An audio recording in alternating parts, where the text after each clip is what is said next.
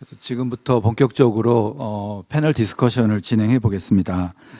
그 저희가 그 오전 중에 그 단독 개원 또는 공동 개원 이런 컨셉으로 했었는데 병원급 그로는 어떻게 개원을 할 때 대한 그 이야기가 안 돼 있었거든요. 그래서 지금 자 토론을 하기 전에 먼저 그 성영모 그 원장님이 그 병원급으로 개원할 때의 노하우에 대해서 잠시 강의를 하고 패널 토론을 이어가도록 하겠습니다. 네, 안녕하십니까. 방금 소개받은 성영모 원장입니다.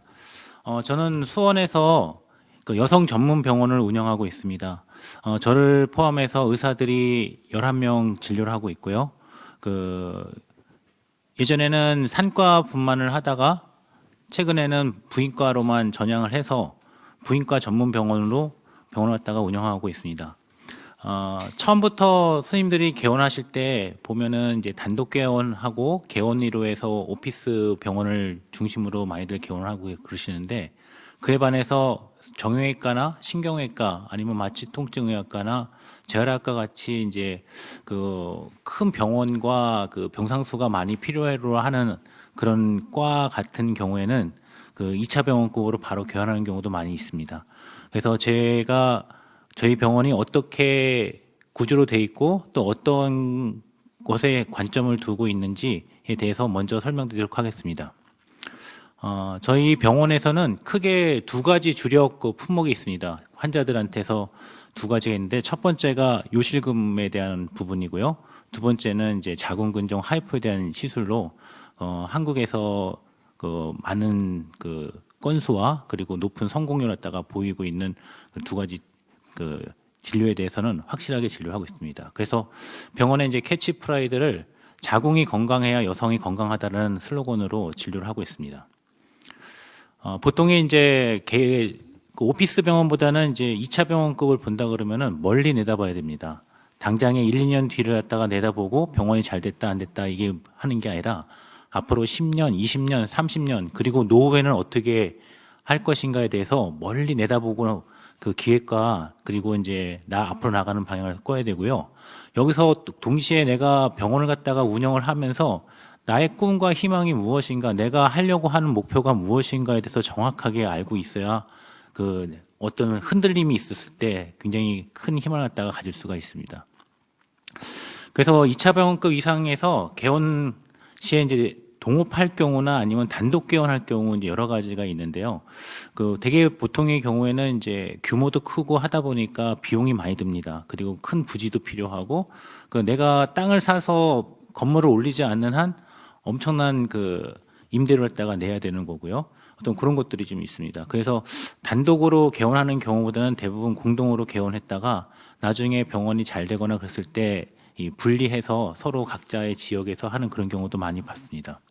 그래서 이제 제가 봤을 때 첫 번째로는 어떤 걸 갖다가 유의해야 되냐면은, 첫 번째 병원 수익이 어떤 쪽에서 창출되느냐를 갖다가 먼저 곰곰이 살펴봐야 되고, 또 저희 병원에서는 이제 요실금이나 하이프 시술이 이제 대표적인 어떤 진료지만, 그 정형외과나 이런 쪽에서는 뭐 관절 내시경이 될 수도 있고 또 다른 아니면 척추 질환이 될 수도 있고, 이런 걸 갖다가 정확하게 선별을 해서 어디까지 매출을 올릴 수 있는지를 갖다 먼저 도출해내야 됩니다. 두 번째로는 그 기획과 홍보를 해야 되는데, 병원이 나아갈 바를 먼저 구상을 해서 그쪽 방향으로 꾸준하게 가야 됩니다. 처음에 개원을 했을 때 환자가 없다고 해서 좌절하거나 어떻게 할까 갈팡질팡하는 경우가 많이 있는데, 그 먹거리 창출에서 굉장히 중요한 거는 바로 기획과 홍보입니다. 그리고 이제 병원 내에서 확실하게 한두 사람으로 병원을 개업하는 게 아니기 때문에 조직도가 있어야 되고, 그 조직도에 따라 갖고 위아래가 확실히 구분돼야지 하나 획일적으로 이렇게 움직일 수가 있습니다. 세 번째로는 제일 중요한 게, 인원이 많다 보니까 직원 인사 및 노무가 가장 중요합니다. 노무, 그리고 직원들에 대한 복지가 어떻게 중요한 거 상당히 있어서 총무부서는 무조건 따로 빼야 되고, 총무부서에 인원이 두세 명 이상 있어야지 인재를 갖다가 좋은 인재를 갖다가 많이 확보할 수가 있을 것 같습니다. 네 번째로는 재정 및 지출 관리 및 세무인데요. 이 세무사를 물론 병원에서 고용을 갖다가 해서 하겠지만, 의외로 이제 병원에서 알지 모르게 새는 부분이 많이 있는데, 그것이 바로 구매 쪽에 있습니다. 구매와 또 재고 관리를 갖다가 제대로 하지 않으면 그 물품이 비슷한 물품이 있는데도 불구하고 계속 저었다가 구매를 했다가 계속 올려갖고 새로운 물품을 갖다가 대처하다 보면 나중에 그 기한 날짜가 지나서 못 쓰게 되는 그런 경우도 상당히 많이 있어서 이런 것이 그 병원의 큰 손실로 이루어지기 때문에 반드시 필요합니다. 다섯 번째로는 또 하나 해야 될 게 대외 활동입니다. 개원가에서 오피스적으로 갖다 했을 때는 혼자 했을 때는 굳이 뭐 대외 활동할 필요가 없습니다. 하지만 2차 병원급 이상인 경우에는 나름대로 병원 그 지역에서 상당히 많은 환자들도 올 것이고 영향력을 갖다가 많이 그 주고 있거든요. 그래서 2차 병원에서는 중요한 건 1차와 3차 병원의 그 지역계에 있는 병원들을 연계해서 꾸준하게 그 교류를 가져야 되고요. 또 이제 어떤 학회나 아니면 의사회 활동, 그 또 지역 봉사 같은 것도 신경을 써야 됩니다. 이외 말고도 관할 구청이나 보건소 쪽에도 신경을 써야 되고요. 세무서 쪽 특히 그리고 검찰과 경찰서도 잘 활용을 다 해야 되고 또 안전시설 관련되는 소방서 쪽에도 연줄이 있어야 됩니다.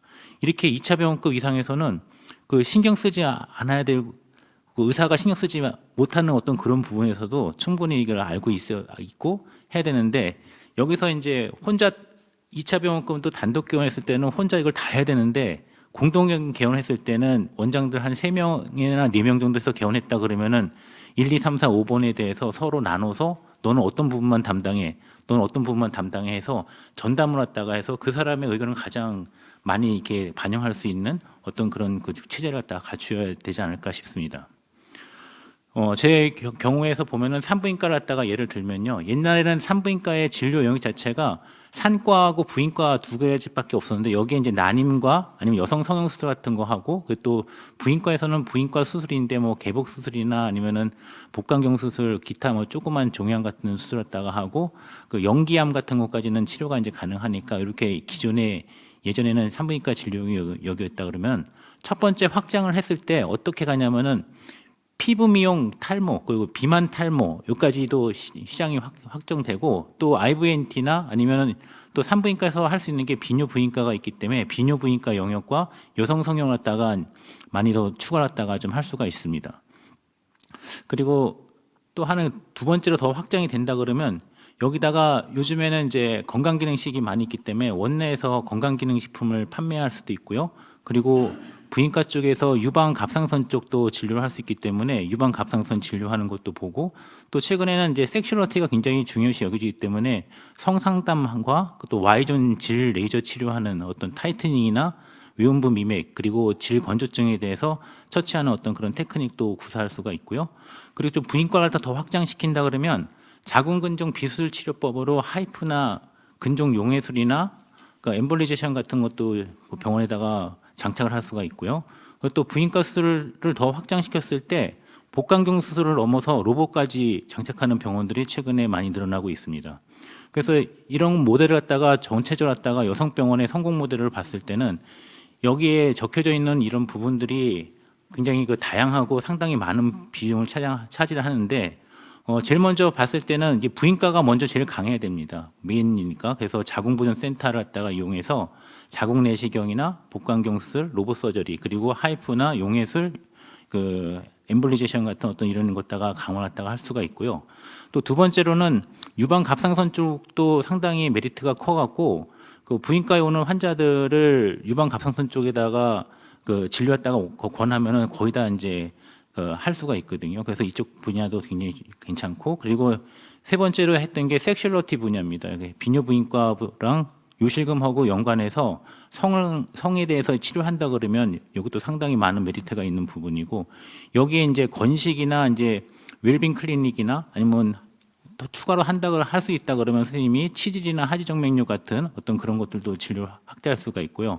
또 하나를 더 확대한다 그러면은 최근에 여성 전문 병원에서 내과 검진센터를 도입을 하면서 대사증후군이나 골다공증까지 다 그 진료를 딱 할 수가 있습니다. 하지만 이런 여러 가지 모델들이나 아니면 수익 구조는 많이 있지만 내가 잘할 수 있는 분야를 하나를 더 선택을 해서 거기에 주력하는 게 굉장히 좋을 것 같습니다. 그래서 저희 병원 같은 경우에는 여성의 건강을 최우선으로 생각하는 어떤 그런 병원, 변화에 능동적으로 대처하는 병원, 그리고 전문화된 신의료 기술을 빨리 도입하는 병원, 그리고 끊임없는 연구하고 기술 개발도 하고 사회봉사 및 여성 계문까지 앞장서는 어떤 그런 캐치프라이즈를 걸고 진료를 다 하고 있습니다. 그래서 저희 병원 보게 되면 하이프 시스템이 있고요. 어드밴스드 TOT에서 기존의 그 요실금 성공률을 타 병원보다 5배 이상 올린 그 시술을 갖다가 진행해서 두 가지 시술이 저희 병원의 메인 수술이고요. 여기에 여성 성형술이나 유방 갑상선 센터도 있고요.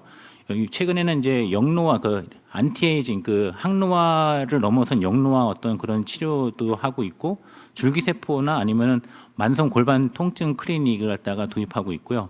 올해 이제 9월부터는 암 환자가 많이 늘어나서 암케어 병동도 운영 중에 있습니다. 저희 병원의 의료진들이고요. 여기 보면은 저희 병원 홈페이지에 보면은 이제 여성이 건강해야 행복하다라는 캐치프라이즈를 걸면서 동시에 자궁보존 통합센터를 선전을 하고 있고, 요실금 센터를 선전해서 특허를 갖다 받은 것도 말을 해주고 있고, 단일 복강경 센터, 그리고 여성 성형센터, 피부 비만 센터, 뭐 그리고 유방 갑상선 센터, 그리고 이제 그 하이프 하시는 원장님들을 교육하는 교육센터, 그리고 이번에 이제 만성 골반통에 대해서도 이렇게 홍보를 하고 있습니다. 피부과에서도 세르프라고 해서 가장 많이 최근에 나와 있는 것도 선전을 하고 있고, 그래서 여성은 건강해야 행복하다는 거에서 자궁은 꼭 필요하다는 어떤 그런 그 메시지를 갖다가 전해주려고 노력을 하고 있습니다. 이제 요거는 이제 저희가 했던 거고요. 교육을 갖다가 이제 원장님들 모시고 이제 교육하는 그 과정을 갖다가 보여주는 거고요. 그리고 또 특허도 나름대로 5개 정도를 갖다가 따고 있어갖고 그 각계에 많은 학회 활동도 하고 있고, 2022년부터는 그 하이프 학회장으로도 취임해서 활동하고 있습니다. 그리고 조선일보 같이 이제 이런 큰 데다가도 저희 병원 홍보를 하고 있고요. 그리고 SCI급 논문도 좀 많이 내고 있습니다. 그래서 이거 요실금에 대한 내용이고, 그리고 책 같은 것도 많이 저술을 하고 있고 그렇게 됐습니다. 그리고 하나의 마지막인데요. 저희 지역사회뿐만 아니라 이제 경기도 의사회에서 그 작년하고 재작년에 올해하고 작년 걸쳐갖고 몽골 해외봉사 갔던 어떤 그런 것도 제가 단장으로 해서 사회에 어떤 기를 갖다가 하려고 많이 노력을 하고 있습니다. 그래서 결과적으로는 건강병원이라는 거는 환자들의 건강을 찾아야 되는 건데, 이 환자들의 어떤 삶이나 직업, 그리고 건강 문제, 음식, 운동, 그리고 안티에이징이나 멘탈까지도 다 섭외를 갖다 할 수 있어야 되고요. 어떻게 나이 들어가냐는 거는 당신들한테 있다는 걸 갖다가 환자들한테 꼭 주지렸다 하면서 하고 있습니다. 저 역시 제 건강이 되게 중요하기 때문에 저는 그 진료 시간 이외의 타임에는 제 레크레이션으로 활용하고 있는데요. 승마를 한다든가 아니면 자전거를 탄다든가 등산을 하루 종일 한다든가 하는 방법을 통해서 건강을 갖다가 지키고 있습니다. 감사합니다. 네, 발표 감사합니다. 어떻게 보면 이제 병원급 그 이렇게 개원을 하는 경우가 산부인과뿐만 아니라 신경외과나 정형외과 선생님들은 이런 형태로 하는데요. 이제 아까 보면은 일이 더 단독 개원이나 뭐 공동 개원보다 더 많은 게 확실히 보이죠. 아까 이제 여러 가지 총무부서를 두거나 또 여러 명 원장님이 하시게 되면 뭐 인사나 이런 파트를 나누는 거, 인사, 뭐 총무, 구매, 뭐 이런 거를 나눠서 하는데 좀 정형에 대한 어떤 그런 지식도 좀 필요한 것 같기도 합니다. 그리고 대외 활동을 해야 된다는 점, 이런 것들이 좀 말씀을 해주신 것 같습니다. 예, 그래서 이제 오늘 이렇게 해가지고 3번에 걸쳐서 이제 단독이나 공동 개원, 뭐 아침에 발표했던 내용과 이제 병원급 이렇게 내용이라고 보시면 되겠습니다. 네. 그래서 오늘 주제가 이렇게 하면 성공 개원이다라고 주제를 잡았습니다. 각 분야에서 개원하셔가지고 좋은 성과를 거두고 계신 유명한 원장님들을 초대했기 때문에 이 원장님들의 성공 노하우를 저희가 충분히 뽑아낼 수 있는 그런 자리를 가져보려고 합니다. 처음 저희가 개원을 할 때 가장 중요하다고 생각하는 거는 아무래도 입지 선정이 아닐까 이렇게 생각이 되고 있습니다. 병원급, 뭐 내과계, 외과계, 뭐 피부 미만 등등 이런 각 분야마다 입지 선정에는 큰 차이가 있을 거라고 보는데요. 여기에 대해서 저희 내과를 대표하시는 우승민 원장님의 어떤 노하우를 좀 들어보도록 하겠습니다. 입지 선정이 중요한 이유는 입지를 한번 정하면 옮길 수가 없다는 게 제일 큰데요. 이게 입지라는 게 정말 그 모든 사람한테 다른 의미가 있습니다. 만약에 제가 지금 한데도 저는 이제 개업한 위치가 이제 나이든 노령층이 많은 구도심에 개업을 했는데 이런 환자를 타겟으로 장사를 할 것이라고 생각하고 개업을 했는데요. 만약에 성형모 원장님처럼 큰 병원을 할 거라고 하면 처음부터 이 입지가 잘못된 거거든요. 그러니까 입지를 정할 때 좀 그 자기가 이제 틀을 그려야 합니다. 내가 이만큼의 병원을 하면 만족할 수 있다. 나는 요만큼 정도, 예를 들어서 뭐 2인 정도 되는 내과로서 지역사회에서 주치의 노릇을 하는 그런 병원을 만들 것이다 라고 하는 입지와 나는 뭐 정말로 큰 센터를 하는 원장이 되고 싶다라고 하는 입지는 다릅니다. 그래서 처음에 입지를 정할 때 내가 이 입지가 내가 생각하고 있는 바와 맞는가가 중요하고, 또 입지 정할 때 그 2차 병원에 개업하고 있다가 뭐 여러 사정으로 뭐 2차 병원이 망하다든지 아니면은 내가 뭐 그 앞에서 뜻을 갖고 개업한다든지 이럴 경우에는 사실 자기가 근무하던 병원을 벗어나기가 어렵습니다. 그 근처 1km에서 2km 안에서 개업할 수밖에 없기 때문에 입지 선정에 한계가 있겠죠. 그래서 입지를 정함에 있어서는 내가 그리고 있는 병원이 어떤 것인가를 정확히 그리고 정하는 게 중요한 것 같습니다.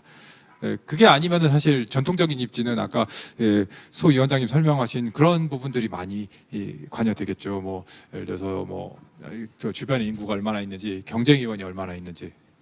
또 입지에서 있어서는 내과 입지를 정할 때는 이런 것도 있습니다.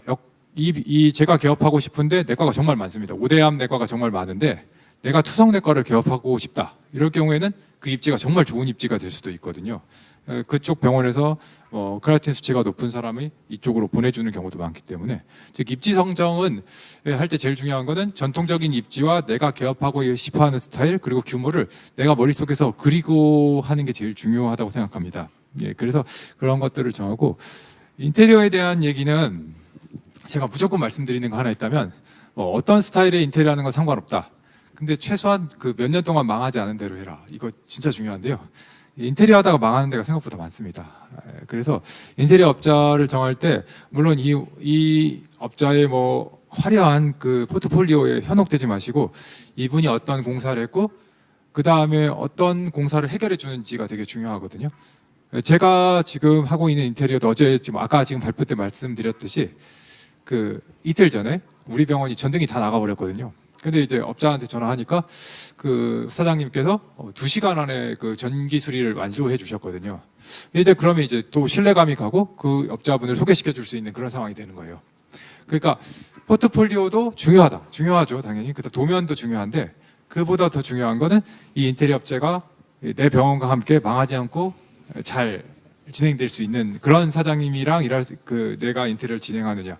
이게 한 뭐 평당 150, 평당 뭐 170 이런 걸 따지는 것보다 훨씬 중요한 부분이라 생각합니다. 구조상의 문제는 다들 생각하는 게 다르기 때문에 그거는 제가 생략하도록 하겠습니다.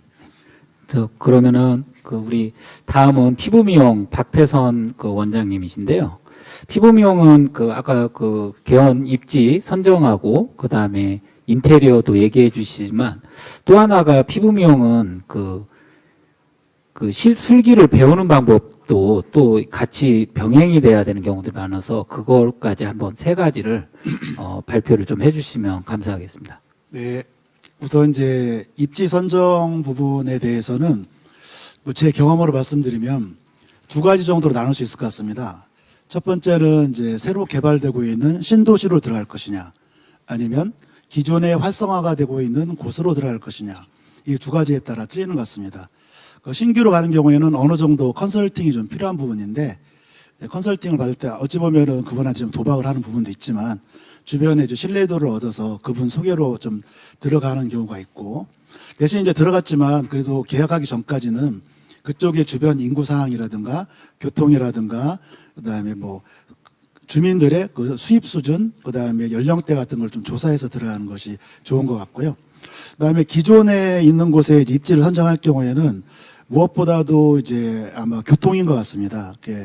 지하철 입구라든지 아니면 정류장이 잘 보이는 곳이라든지, 더불어서 이제 주차장이 잘 완비가 돼 있어서 이제 광고를 했을 때, 특히 피부 미용 같은 경우는 어찌 보면 광고를 통해서 유입하는 경우가 많아서 광고를 했을 때 뭐 자기 진료 과목도 얘기하겠지만 고객들이 얼마나 편하게 찾아올 수 있고 대부분 또 차량을 이용할 수 있기 때문에 주차 관련해서 좀 많이 돼 있어야 되니까 이제 그런 부분까지 겸해서 하면 되겠고, 또 이제 기존 같은 경우는 오히려 쉬운 게 예전에도 이제 봤을 때는 그 지역을 계속 이제 가서 관찰하는 거죠. 예를 들어서 A역에 몇 번 출구가 그 상가로 나왔어요. 그러면 거기를 눈여겨보고 있다? 그러면 후보 한 두세 군데 정도를 놓고 시간 날 때마다 그곳에 가서 이제 유동인구라든가 그런 사항들을 좀 지켜보고 이제 그렇게 해서 하게 되죠. 그 다음에 인테리어 같은 경우는 이제 우선은 뭐 아무래도 그러니까 제 주변의 동료들이든지 선배님들이든지 좀 병원을 좀 잘 체계적으로 잘 했고, 그 다음에 이제 AS 역시 좀 꼼꼼하고, 좀 값은 좀 비싸더라도 좀 고급 퀄리티가 난다. 왜냐하면 이제 미용 클리닉 같은 경우는 아무래도 고급 컨셉이 좀 있는 것이 또 없는 것보다 낫기 때문에 이제 그것이 좀 많이 된 부분, 그런 부분들을 이제 소개를 받아서 하는 경우가 좀 종종 있습니다. 그런 경우는 좀 약간 값은 나가더라도 대신 이제 어느 정도 보고 갔기 때문에 실패의 확률이 좀 적죠. 두 번째는 이제 또 다른 어떤 경쟁을 붙여서 이제 아까 같은 경우는 정해서 가는 거지만 한 두세 군데 정도 견적을 받아서 그 사람들이 그 사람들과 면접을 통해서 이제 뭐 가격이라든가 그 다음에 추후의 약속이라든가 이제 그걸 해서 하는 방법이 있죠. 세 번째는 직접 하는 방법이 있습니다. 근데 아마 개원 초기에 하시는 분들은 직접 하는 것은 아마 어려울 거예요. 근데 상당 기간 또 병원을 하다 보면은 이제 어느 정도 이제 내공이 쌓이기 때문에 인테리어라는 게 그렇게 많이 복잡한 건 아니거든요. 이제 뭐 바닥 타일이라든가 벽지라든가 아니면 뭐 냉난방기, 뭐 간판, 그리고 이제 환자의 동선 같은 경우를 잘 계산만 해줄 수 있다면 충분히 할 수 있기 때문에 그런 경우는 특별히 AS 걱정할 필요가 없죠. 왜냐하면 제가 업체를 다 알고 있기 때문에 그 업체를 부르면 바닥 같은 경우는 바닥 관련 업체, 벽지면 벽지, 전기면 전기 그렇게 불러서 할 수 있기 때문에 그런 장점은 있습니다. 처음부터 이런 능력을 가지고 있으면 많이 이제 절약을 하겠죠. 근데 이제 모든 게 세상에 공짜가 없듯이 이런 것도 이제 경험을 해가면서 하나하나 이제 실수나 아니면 또 반성을 해가면서 배워가는 거기 때문에 그런 부분이 있고, 세 번째는 이제 피부 미용 같은 경우는 지금 뭐 제가 하고는 있지만 좀 어떻게 보면 다른 분들한테 너무 쉽게 매도당하는 듯한 느낌도 들고 또 너무 아무것도 아닌 그런 것처럼 이제 그렇게 이제 치부를 당하는 경우가 있는데, 물론 이제 필수 의료가 당연히 중요하지만 만약에 이쪽에 대한 개업을 하셨다고 하면 섣불리 개업하셔가지고는 쉽진 않으실 겁니다. 이게 어느 정도의 자기만이 아까 잘하는 어떤 기술 아니면은 술기가 완성이 돼야만이 이제 개업을 할 수 있는 부분이기 때문에, 그러면 그 술기를 어떻게 해야 되느냐? 그 부분은 그 학교라든가 주요 세미나라든가 아니면 여러 이제 잘 유명한 병원에 찾아가서 원장님께 말씀드리고 일정 기간 무보수로 이제 관찰할 수 있다든지 아니면 어떤 노동력을 제공한다든지 해서 아마 기술을 습득하는 과정이 필요할 겁니다. 강남 같은 경우는 무작정 개업하셔서 문 닫는 경우가 상당히 많다고 들었습니다. 특히 제가 거래하고 있는 업체들한테 얘기를 듣다 보면은 강남 소식이 계속 일본으로 많이 들어와요. 강남하고 노년역 라인이 많이 들어오는데, 그래서 저도 이제 한때 욕심이 생겨서 자, 이 정도면 한번 강남 진출해볼까 하고 이제 물어볼 때마다 업체 관계자분들 오지 마세요라고 해요. 오지 마세요. 강남은 무덤입니다. 그만큼 경쟁도 치열하고 또 이제 섣불리 또 너무 이제 왔다가 마치 불나방처럼 나오셨다 사라지는 분들이 너무 많아가지고 그래서 상당히 좀 위험한 부분이 있다고 합니다. 만약 이쪽에 생각이 있다고 하시면 최소한 6개월 정도 이상은 다른 거 하지 말고 자기가 관심이 있는 분야에 대해서 열심히 공부를 하시고, 또 하나는 뭐 일정 부분 이제 경험할 수 있고, 예를 들어서 이제 말씀드렸지만은 그 백종원 씨가 식당을 개업하는데 무턱대고 식당 개업해서 망하는 경우가 많다고 그래요. 그분 말씀이 최소한 3개월이라도 식당에서 종업원을 하든 그다음에 식당의 흐름을 알고 개업을 하면 좋겠다고 말하듯이 이 피부 미용 관련해서도 만약에 그런 쪽에 꿈이 있다고 하면 좀 어느 정도 좀 페이닥터 생활을 좀 하시고 경험이 어느 정도 무기가 준비된 다음에 출사표를 던지는 것이 좋겠다고 생각합니다. 네. 답변 감사드리고요. 뭐 그 병원급은 아까 얘기는 하셨는데 한번 입지나 인테리어 혹시 이제 그런 것 얘기하실 수 있는 거하고, 저는 아까 이제 좀 궁금한 게 자기 자본 그런 게 한 어느 정도가 가지고 있으면 엄청난 돈을 가지고 개업하는 사람은 없을 것 같은데요. 그것도 한번 아까 얘기 중에 빠지신 것 같아서 그거 한번 얘기 부탁드리겠습니다. 네, 병원급이 하려고 그러면 제일 중요한 게 교통수단입니다. 교통수단이 가장 확실하고 지하 주차 공간이나 아니면 주차 공간이 많이 있어야지 그 병원급은 일단은 먼저 셋업되기가 되게 쉽고요. 또 제일 중요한 건 눈에 잘 띄어야 됩니다. 근데 저희 병원 같은 경우에도 수원 전체 버스가 지나가는 거에 한 60~70%가 저희 병원 앞으로 지나가기 때문에 그 입지 조건이 상당히 좋은 것처럼 기존의 구도심에서 찾기는 너무 어렵습니다. 왜냐하면은 그 건물도 없고 땅도 없기 때문에. 하지만 이제 신도시나 아니면 새로 지어지는 어떤 기획되는 어떤 그런 도시 같은 경우에는 현재는 허벌판이지만 나중에 발전 가능성이 있겠다 그러면은 그 중에서 최소 4차선 이상 되는 도로의 그 좌우로 갖다가 살펴서 그 땅을 먼저 매입을 한 다음에 그 다음에 건물을 올려서 서서히 준비하는 어떤 그런 것도 포메이션이 있으면 좋을 것 같고요.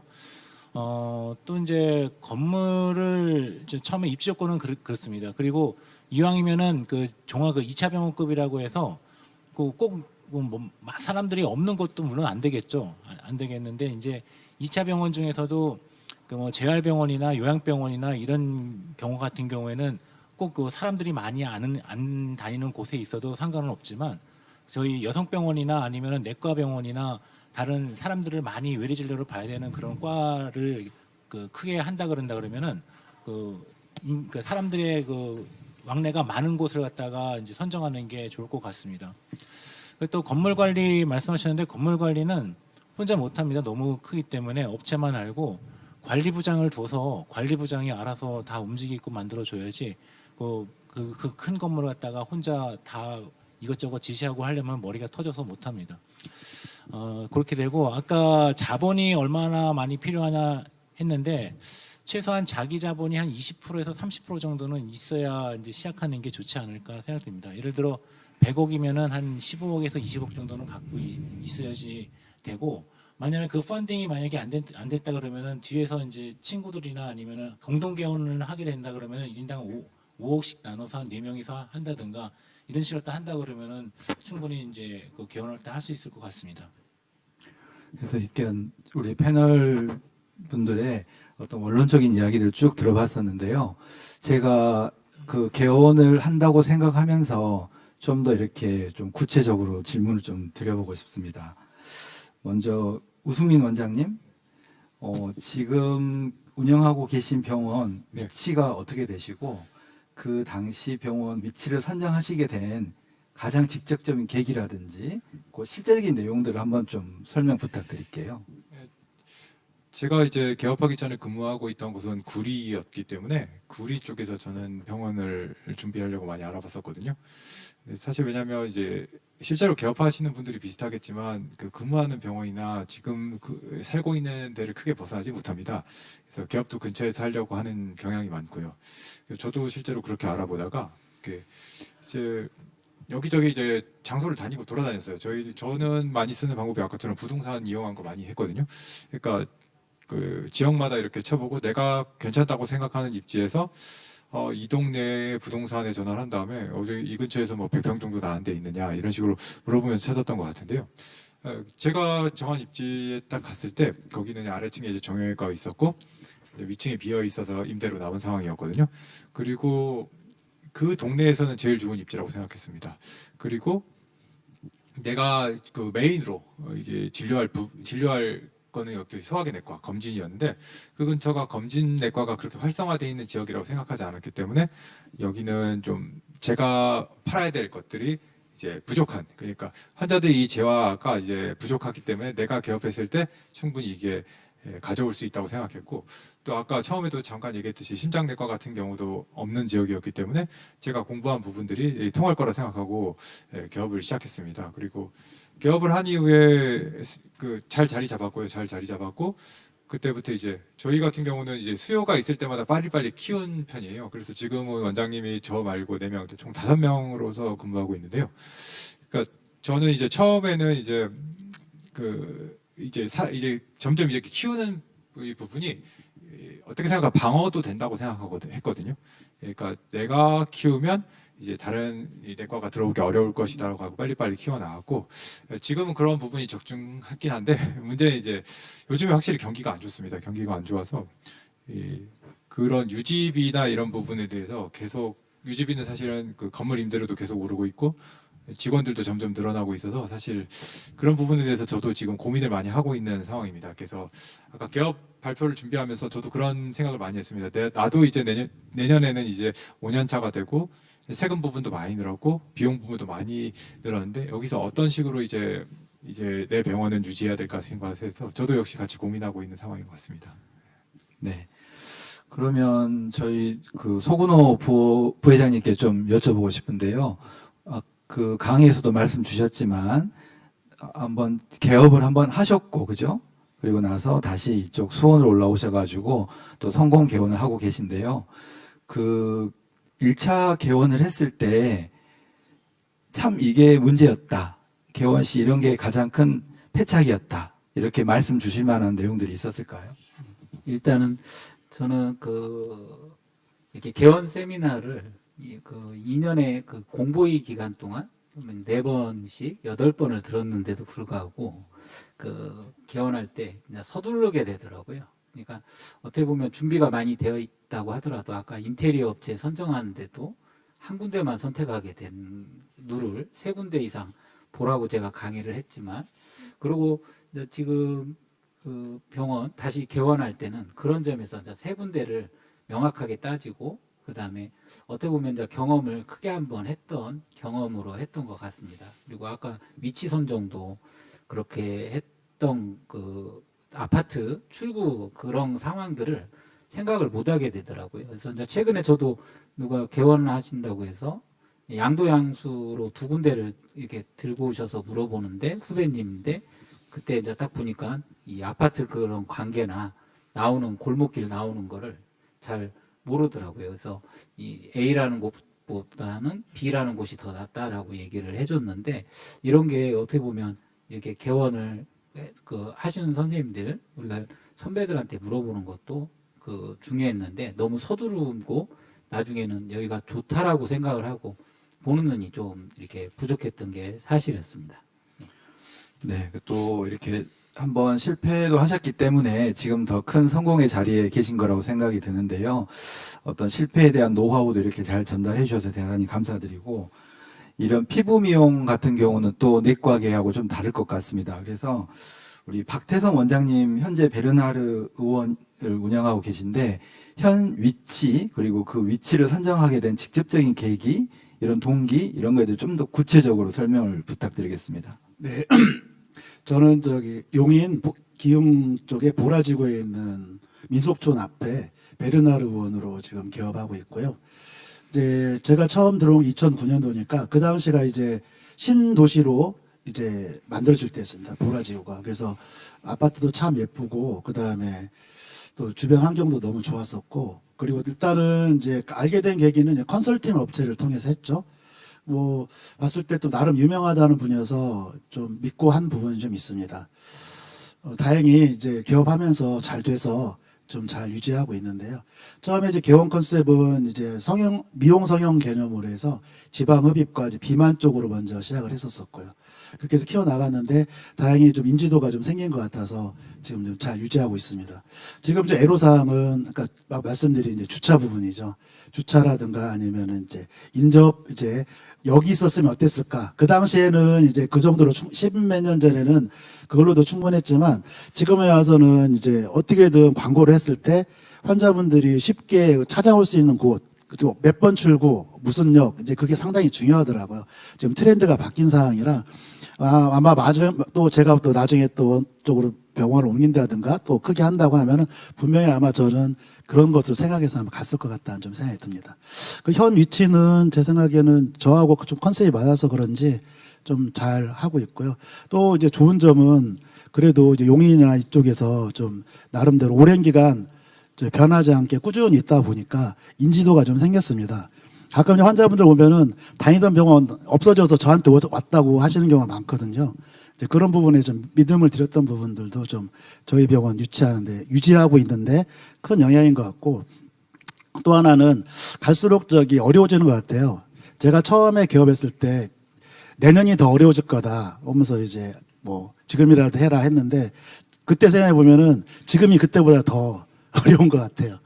그래서 지금 항상 개업을 하다 보면은 항상 이렇게 난관에 부딪히는 것 같습니다. 이제 항상 역경은 피할 수 없다고 생각을 하고 어떻게든 잘 헤쳐나갈 수 있도록 좀 노력을 해야 되는데 그런 부분에서는 이제 아무래도 좀 아까 우리 그 성형모 원장님께서 말씀하셨지만 저도 이제 아까 동의하는 게 의사회 활동이든 학회 활동이든 네트워크를 많이 활용하는 게 좋다고 생각합니다. 그래서 저도 역시 열심히 활동하고 있는데 그분들과 네트워크를 통해서 위기를 잘 극복하고 있는 상황입니다. 네, 그 피부 미용 아까 그 얘기를 이제 조금 더 해주고 싶은 파트가 있는데 보면 30에서 한 100만 원씩 주고 술기를 배우는 것도 있고 또 학회 가서도 이렇게 안면을 타야죠. 이렇게 보면 거기 그 강사님들하고 안면을 트고 하는 것도 중요한 걸로 알고 있는데요. 술기를 이렇게 돈을 주고 배우는 거 핸즈온 뭐 코스 같은 게 피부 미용은 있던데 그런 거 활용 방법에 대해서 한번 이야기를 해주시기 바랍니다. 일단은 뭐 어느 정도 미용 성형은 이렇게 나와 있죠. 뭐 비만, 피부, 미용 성형 그렇게 되어 있죠. 그러면 이제 자기가 이제 주력하고 있는 부분을 좀 생각을 해야 될 거고 그 다음에 비만이 어느 정도 완성됐다고 하면 또 다른 걸 또 완성을 해야 되겠죠. 이제 그렇게 하려면은 아무래도 그 바로 배우기는 어렵고 아마 학회에 평생 회원으로 가입한다든지 아니면 또 그 회에 내에 있는 라이브 세미나라든가 그걸 좀 찾아가서 이제 배우는 방법이 있고 또 배움에 끊치지 않고 이제 본인도 연구를 해야 됩니다. 이제 계속 뭐 따라다니기 해가지고는 한계가 있거든요. 그래서 뭐 논문이라든가 이제 여러 가지 교과서들을 혹은 동영상 같은 경우도 이제 학회 동영상 외국의 학회 동영상들도 많이 있습니다. 루트를 통해서 잘 이제 구매해서 이제 계속 이제 찾아가야 되죠.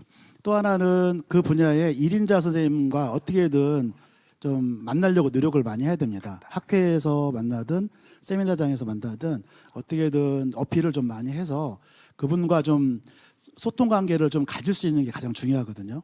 이제 그렇게 됐을 때는 혹시라도 이제 상의하고 싶은 일이 있을 때 그분과 인간관계 어느 정도 형성이 된다면 좀 도움을 좀 받을 수 있는 부분이 있습니다. 저 같은 경우는 아까 지금 제가 말씀드린 그런 루트로 좀 했는데요. 실제 이제 개업하기 전에 거의 한 3년간 집에 들어가지 못했습니다. 쉬는 날 되면은 그날을 잡아서 이제 미리 이제 강의 스케줄이 있는지 뭐가 있는지를 찾아보고 거 가서 배우고 오고 이제 그렇게 해서 이제 했었고 그 다음에 이제 공개되는 부분은 한계가 있더라고요. 그 이상 넘어가는 선이 있는데 그 이상은 잘 안 알려주세요. 이제 그런 부분은 이제 본인이 좀 연구를 한다든가 아니면 정말 어렵게라도 좀 질문을 통해서 이제 자기 이제 지식을 갖춰 나가야 되겠죠. 그러면 질문이 있는데요. 네네. 그 박태선 원장님 그 자꾸 어려워진다고 얘기를 했는데 그 새로운 신도시가 열리면 그쪽으로 이동할 생각은 있으신지 궁금합니다. 아 저요? 저는 저기 아무래도 좀 주치 개념처럼 완성돼 있어서 아마 제가 제 자리에서 더 확장을 하지 더 이상은 움직일 생각은 없고요.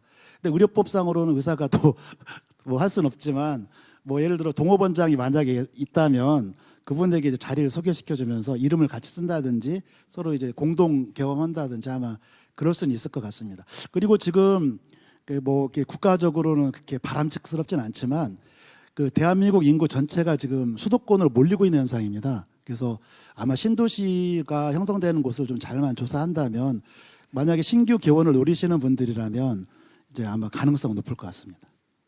또 궁금한 게 있는데요. 지금 현재 주력으로 하고 있는 피부 미용 시술이 어떤 것들이 있고 또 앞으로 또 확장하고 싶은 게 어떤 것이 있는지 궁금합니다. 네, 저는 이제 원래 제가 산부인과 전문이고요. 산부인과 전문의에서 이제 여성병원에서 제가 비만 클리닉 과장을 했었습니다. 이제 그때 이제 주 대무기는 비만 관리하고 그다음에 지방 흡입이었죠. 지방 성형이죠. 그래서 그쪽으로 해서 이제 달려왔었었고, 그래서 개업 컨셉을 우선은 보니까 괜찮겠다 싶어서 이제 여성 호원으로 먼저 개업을 하고 이제 비만 클리닉과 이제 지방 흡입과 이식 그런 걸 위주로 했죠. 근데 이제 지방 흡입 같은 경우는 이제 너무 이제 많은 곳에서 하게 됐고, 그다음에 또 실질적으로 제가 처음 시작했을 때보다 수가가 많이 떨어지고 또 체력적인 한계가 있다 보니까 점점 탈피하게 됐고, 그러면서 이제 자연스럽게 이제 성형, 미용 성형 쪽에 뭐 하이라이트라고 있으니 이제 뭐 눈 성형이나 코 성형, 리프팅 쪽으로 이제 방향을 좀 틀었고요. 그다음에 지방 이식 같은 경우는 이제 필러가 예전에는 엄청 비쌌었어요. 주비덤이나 뭐 레스틀레인지나 했었는데 지금 그 좋은 제품들을 국산 회사에서도 많이 해주고 있어서 굳이 이렇게 뭐 지방을 빼서 넣을 필요까지 없을 정도까지 돼 있는 상황이라, 그래서 뿌띠 성형 쪽은 이제 보톡스 필러 쪽을 좀 하고 있고요. 그다음에 이제 레이저 쪽은 이제 여드름과 기미 이제 그런 쪽이죠. 그 색소 질환 그리고 리프팅 그쪽으로 해서 좀 하고 있습니다. 그래서 주력은 아마 그쪽으로 보시면 될 것 같고요. 더 확장한다고 하면 아마 리프팅 쪽에 좀 더 좀 연구와 투자를 좀 해보고 싶다. 이제 그런 생각, 특히 수술적 리프팅이요. 이제 그런 부분을 좀 있을 수 있을 것 같고, 현재로서는 지금 또 하나는 마케팅을 좀 더 공부를 해야겠다. 지금 이제 제 주변의 원장님들은 유튜브 많이 하고 계시는데, 그 옆에 있는 원장님들 보니까 그 삶의 질이 장난이 아니더라고요. 매일 가서 찍어야 되고 뭐 그러는데 이게 막 소재도 개발해야 되고 또 그러고 계시더라고요. 그래서 하여튼 존경스러운 부분인데, 일단 광고 영역이나 그 부분도 좀 신경 써야겠다는 부분하고, 마지막으로는 저한테 찾아오는 환자분들한테 정말 최선을 다해야겠다. 이게 저의 환자를 만드는 게 그 잘 유지하는 어떤 비결인 것 같습니다. 제가 죄송합니다. 여성병원이라서 그런지 몰라도 저희 병원에서 이제 어느 정도 좀 그러니까 같이 하는 경우도 있고 그래서 잠깐 여쭤봤고요. 그 리프팅 개념이 이제 꼭 수술적인 방법 말고도 이제 레이저로 리프팅하는 방법들이 있잖아요. 그쪽으로 갔다가 최근에는 레이저 기계가 옛날에는 단순히 이제 조금 약하게 가는 정도에서 최근에는 굉장히 강하게 가서 수술 효과랑 거의 비슷하게 나오는 레이저가 많이 있거든요. 근데 그런 쪽으로 해서 선도를 갖다가 해서 하시면 어떨까 좀 조언해 봅니다. 네. 네. 그리고 이제 질문 좀 들어온 것 중에 그 검진 없는 작은 내과로 개원하는 거에 대해서 어떻게 생각하는가 얘기가 들어왔는데요. 제 생각을 좀 말씀을 드리면, 우리가 부가가치라는 게 따져봐야 될 것 같아요. 그래서 이런 형태로 개원은 뭐 물론 이제 위치가 그 좀 시골이나 이제 그런데 그 거기서는 가능할 수 있는데, 저희 그 다른 부가가치나 그런 면에서 생각했을 때는 좀 그 어렵지 않느냐 이런 생각을 전 개인적으로 하는데, 우리 우승민 선생님도 이 질문이 하나 지금 들어왔거든요. 예. 저는 그 되게 괜찮다고 생각하거든요. 왜냐하면 네. 오대암 내과를 해보면 정말 그 개업해서 진료가 제일 쉽습니다. 진료 이외의 문제가 너무 많고 이 직원도 많이 거느리고 있어야 되기 때문에 직원들이 매일 스트레스를 줄 수밖에 없거든요. 원장님 면담하겠습니다라는 말이 제일 무서울 정도입니다. 그래서 어쨌든 뭐 저렇게 규모가 커지면 이제 인사과가 있겠지만, 저희는 그 중간 단계에서 제가 인사일도 같이 하고 있고 그 스트레스를 다 겪고 있는데, 그에 비해서 그렇게 물론 이제 매출이 좋을 땐 좋지만 그렇지 않을 때는 그 진짜로 부원장님만큼밖에 못 가져갈 때도 있거든요. 근데 만약에 작은 규모에서 내과를 개업한 분들이 대부분 우리 동네 원장님들이 대부분 그러신데, 자기 환자 수가 확실히 확보되어 있고 자기의 이제 고객이 잘 돼 있는 상황에서 면은 그 간호조무사 직원 한 2명, 3명 정도 쓰면서 이제 지출을 되게 줄인 상태에서 스트레스를 감소시킬 수 있거든요. 그러니까 누군가는 매출이 늘어나는 것에 기쁨을 갖는 사람도 있지만, 내가 있는 병원이 안정적으로 돌아가고 있고 큰 스트레스를 안 받는 데에 대해서는 그것만 만족하는 사람이 있다면 그게 더 성공적인 개원일 수도 있다고 생각하고, 진짜 실제로 그런 선생님들이 많고요.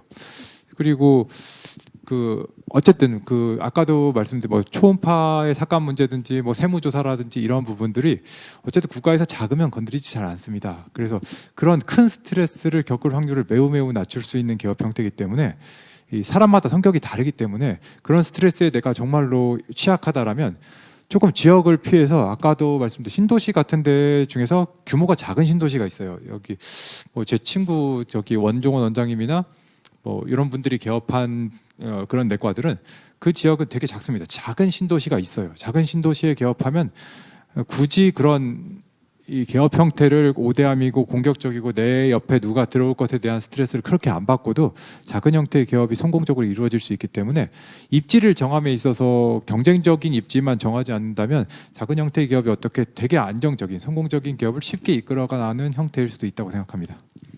저는 반대 입장인데요.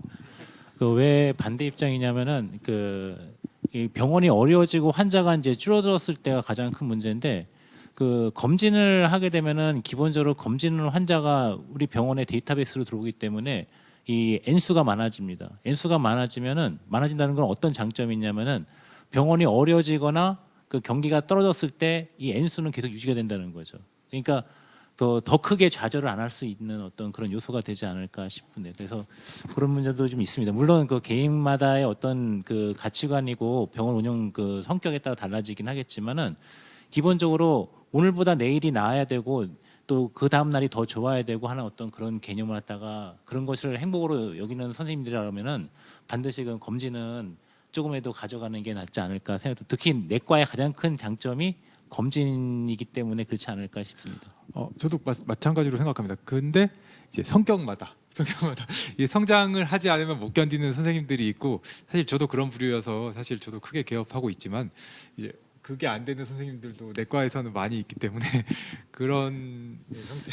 근데 문제는 그 같은 지역에 비슷한 규모의 어떤 비슷한 병원이 들어왔을 때는 또 나눠 먹기를 해야 되거든요. 그러니까 내가 경쟁력이 어떤 분야에서 경쟁력이 없다 그러면은 그거는 그 문을 닫아야 되는 어떤 그런 불상사까지 생기기 때문에 철저하게 대비를 해야 되죠. 왜냐면은 너 그 지역에서 이 분야에 대해서 내가 독보적인 존재이기 때문에 다른 누가 들어오지 못하게 만들다가 아니면은 규모를 많이 키워갖고 들어와도 조금만 떼어주고 같이 함께 공생할 수 있는 그런 분위기를 만들어야 되지 않을까 생각이 듭니다.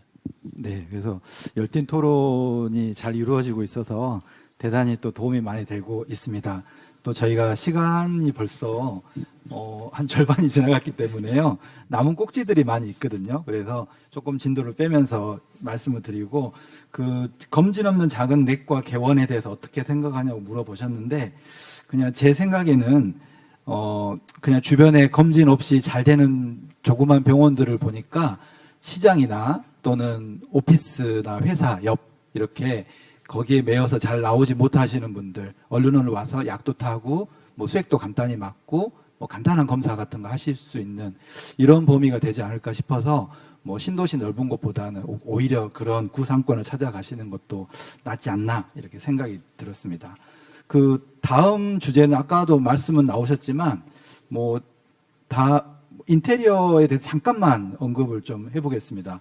또 순서대로 우리 우승민 원장님은 인테리어 하실 때 뭐 인테리어 어떤 사업자분과 어느 정도 커뮤니케이션을 했고 또 어느 정도 내 의견을 관철을 했고 뭐 이런 좀 어떤 걸 좀 주된 걸로 이렇게 해서 포커스를 두셨는지 한번 말씀 간략하게 좀 부탁드리겠습니다.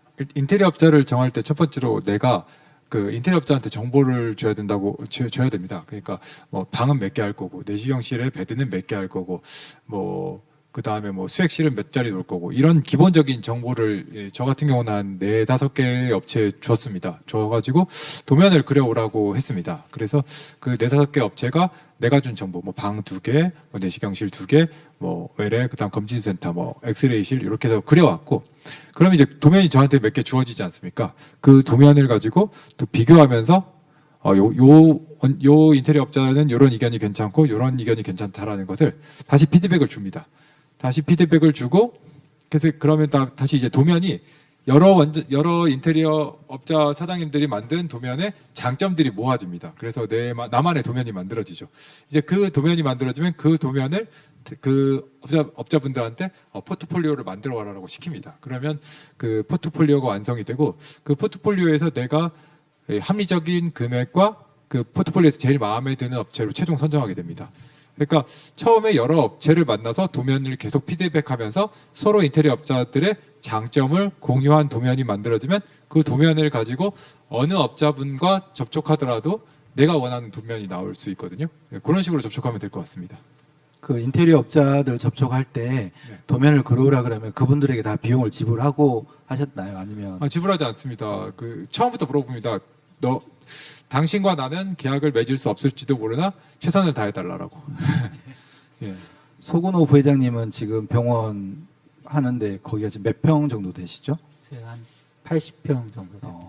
그러면 인테리어 하실 때 업자를 통해서 뭐 턴키 방식으로 다 진행을 하셨던가요? 아니면 이제 제가 그 두 번째 이제 그 할 때도 또 실수를 했던 게 그 세 군데서 받아서 했는데요. 세 군데서 받아서 하면서 아까 같이 이제 그런 식으로 그 이제 견적을 보고 결정을 했습니다. 여기까지는 괜찮았고 AS 업체도 잘했는데 그 냉난방이 아까 따로 들어가는데 이 업체에서 가져온 대로 하는 게 좋아요. 나중에 보니까 다른 업체가 좀 싸다고 제가 선정을 했더니 그쪽하고 서로 약속을 막 언제 와서 그 에어컨 작업을 해달라고 하는데 안 온 것, 이 사람이 바빠서 다른 날짜 잡아달라고 하니까 그 인테리어 업자가 그냥 진행을 해버렸습니다. 그래서 나중에 감리사가 와가지고 이거 만약에 그 에어컨이 고장나게 되면 다시 천정을 다 해서 해야 되는데 저한테 감리를 하는 거죠. 그래서 그냥 사인을 해줬어요. 왜냐하면 뭐 그 감리가 이제 감리하시는 분이 제가 고민을 하니까 결론 에어컨 잘 고장 안 난다. 이제 우리가 이걸 안 해주면 다시 천정해서 다시 공사 기간이 또 잡히기 때문에 그 원장님이 선택하시지만 이런 얘기를 하더라고요. 그래서 참 이게 그런 면에서 아까 그 냉난방이 따로 들어가지만 그냥 그쪽 업체에서 얘기하는 대로 결정을 하는 게 좋습니다. 네. 혹시 그 인테리어 80평 정도 하셨는데 대략 비용이 어느 정도 들어가셨는지 잠깐 공개해 주실 수 있는지요? 뭐 아까 그 150 정도라고 이렇게 보시면은 1억 근데 그게 한참 전에 이제 얘기니까요. 그래서 한 1억 2천, 3천 정도 예, 그 정도에서 잘 끝냈습니다. 그러면 우승민 원장님께서는 이제 개원하신 지가 한 5년 정도 되셨죠? 물론 좀 되긴 했지만 대략 비용이 어느 정도 들어갔는지 좀 공개해 주실 수 있을까요? 저 소근 원장님이랑 네. 크게 차이 나지 않습니다. 저희가 비슷한 평수에서 1억 5천 정도 했는데요. 최근에 저희 친구들이 개업한 데가 한두 군데 있는데 같은 평수에 2억 정도 그리고 200평 조금 안 되는 평수에 200평 이요? 저희 말고 저희랑 같은 평수는 2억 정도. 저보다 조금 큰 150평에서 200평 사이가 3억 정도 굉장히 들어갔던 크게 겁니다. 하셨던 케이스네요. 예, 그러니까 그럴 경우에 그만큼이고 저랑 비슷한 같은 가격이면 저 때 1억 5천 정도 했던 인테리어가 지금 한 2억 정도 예, 한다고 그 합니다. 피부 미용은 그러면 더 들어가는 건가요? 아까 그 제가 발표를 이제 250 정도까지 요즘 원자재 맞습니다. 저기 피부 미용은 이제 부르는 게 가격이에요. 네. 왜냐하면 초기 투자 비용이 좀 많이 들어가서 좀 원장님들이 많이 힘들 수 있겠지만 그만큼 고급지게 해놓으면 또 오는 손님들도 고급진 손님들이 온다는 어떤 개념도 또 있습니다. 그래서 보통은 한 뭐 250선 평당 250선 정도를 아마 하는 것 같습니다. 그리고 또 한 가지는 이제 또 물론 이제 제 첫 개원이 어리겠지만 이게 또 감가상각이라는 부분이 좀 있어서 경비 처리할 때도 어느 정도 가는 부분이 있으니까 그런 것까지 생각한다면 이제 뭐 앞으로 이제 어떤 환자분들을 내가 모실 거고 또 어떻게 끌고 갈 것이다 생각한다면 아마 그런 부분도 많이 작용할 것 같고요. 또 우리 같은 경우는 트렌드가 있습니다. 네, 처음에 이제 해왔던 트렌드가 계속 바뀌고 있어서 뭐 매번 바꿀 수는 없겠지만 또 새롭게 한번 단장할 때는 그 트렌드들을 좀 봐야겠죠. 근데 급작스럽게 볼 수는 없고 이제 평상시에 이제 주변 병원들에서 이제 또 이렇게 또 세미나라든가 아니면 뭐 어떤 병원을 열어줄 때 많이 좀 방문하셔서 어떤 좋은 아이디어가 있으면은 좀 그런 부분들을 미리 사진이나 그런 걸 좀 찍어놨다가 향후 혹시 이제 인테리어 계획이 있을 때 그 부분을 또 응용해서 하는 방법도 있습니다. 좋은 말씀 주셨는데요. 저도 개원할 때를 생각해 보니까 무조건 그 인테리어 업자에게 그 인테리어를 맡겨서 가져와라 하는 것보다는 주로 잘 되는 선배님들 병원을 찾아가서 사진도 찍고 또 줄자로 그 각 방의 크기도 재고 이랬던 기억이 납니다. 그리고 아마 사직 전공이 여러분들께서 아마 많이 또 듣고 계실 거라고 생각이 드는데요. 아마 규모 있는 개원을 쉽지 않을 수 있겠습니다. 그런데 일단 나의 무기가 무엇인지 생각해 보고 나의 무기를 최대한 이용해서 가장 많이 수익을 낼 수 있는 공간에 인테리어를 좀 집중하는 방법도 나쁘지 않은 거라고 생각이 됩니다.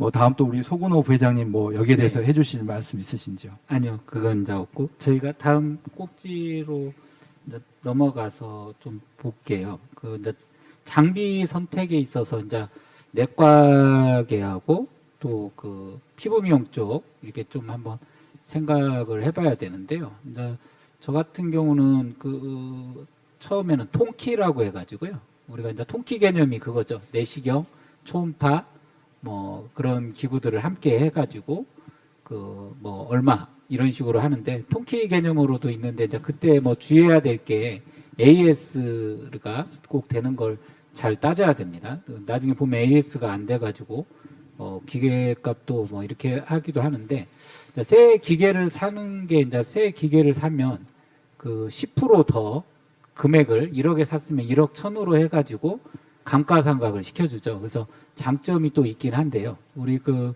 뭐 하면서 이제 중간중간에 이제 새 기계로 또 그 중고는 좀 이상하게 또 퀄리티가 나중에 보면 떨어져서 이제 병원만 잘 되면야 바로바로 이렇게 바꿀 수는 있는데 우수민 원장님 혹시 그 장비 구매에 있어서 어떤 의견이 혹시 있으실지요? 예. 저도 사실은 턴키로 구매했습니다. 왜냐하면 개업을 할 때 처음이니까 어떤 장비가 필요한지 모르겠더라고요. 진짜로 뭐 예를 들어서 진짜 저는 개업할 때 체중계가 필요하고 뭐 이런 것들도 몰랐거든요. 그래서 어떤 그런 것들을 정해주는 입장이라서 턴키를 정하게 됐고요. 사실은 근데 그 선택의 여지가 별로 없습니다. 그 새 장비로 다 사기에는 비용이 너무 감당이 안 되고 중고 장비를 알아보기에는 아는 건 내시경밖에 장비를 모르는데 뭐 초음파 사양이 어떻고 왜 이름은 왜 이렇게 다양하며 하나도 모릅니다. 하나도 몰라서 가장 많이 사는 기계 이런 거 사면 좋습니다라고 정해주는 업자에 따라 사게 됐고요. 중고는 사실 복불복인 것 같아요. 그 업자 사장님은 제가 아직도 잘 지내고 있는 사장님인데 그때 고장난 기계도 많습니다. 사실 그래서 기계들마다 워런티를 잘 받는 게 중요하고 이제 새 기계로 나중에 결국 다 바뀌었거든요. 지금은. 그러니까 왜냐하면 이제 이 개업이 잘 돌아가면 비용이 필요한데 비용 털 만한 덩어리가 기계밖에 없어요.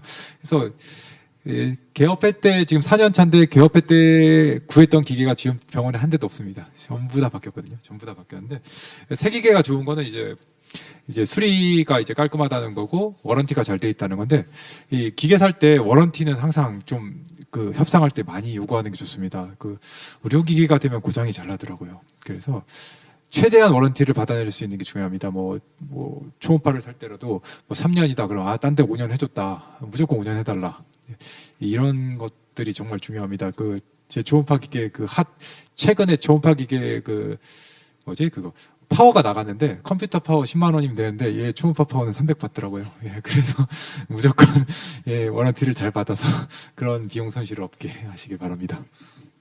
그 피부 미용 쪽은 이렇게 보면 그 고가의 레이저 쓸모없는 기계들을 사가지고 또 후회하는 경우들도 많이 얘기하시는데 장비를 또 어떻게 중고 비율이나 뭐 새거 비율 어떻게 하고 계신지 좀 알려주시기 바랍니다.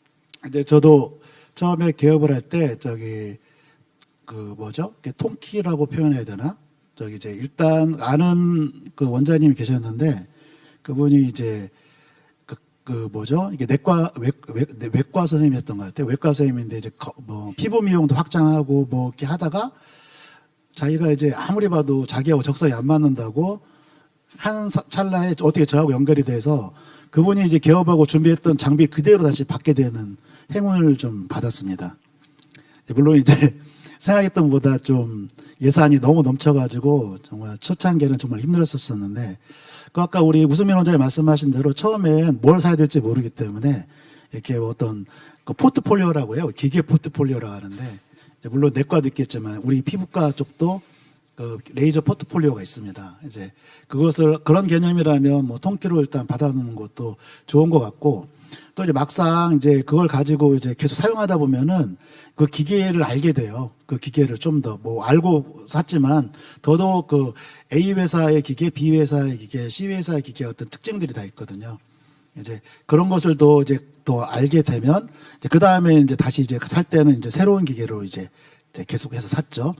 근데 이제 지금 상황이 어떤 상황이냐면 지금 레이저 값이 1억이 넘어가요. 한 대가 1억 5천 뭐 그렇게 돼요. 그래서 이게 저희 때만 해도 한 3천, 4천, 5천 대면 충분했었었는데 그게 좀 많이 좀 부담스러운 것도 사실입니다. 그래서 그런 부분들도 잘 고안해서 이제 어떻게 이제 잘 활용을 할 것인가. 그래서 제일 중요한 게 이게 있죠. 피부 미용 쪽은 장비로 우리 병원에는 서마즈가 있고 울세라가 있고 뭐 그렇듯이 훌륭한 장비로 이제 광고를 해서 이제 가는 병원이 있고, 또 한 병원은 이제 레이저를 정말 잘 다루어서 쉽게 말해서 CO2 레이저 하나 가지고도 엄청난 매출을 올리는 병원도 있습니다.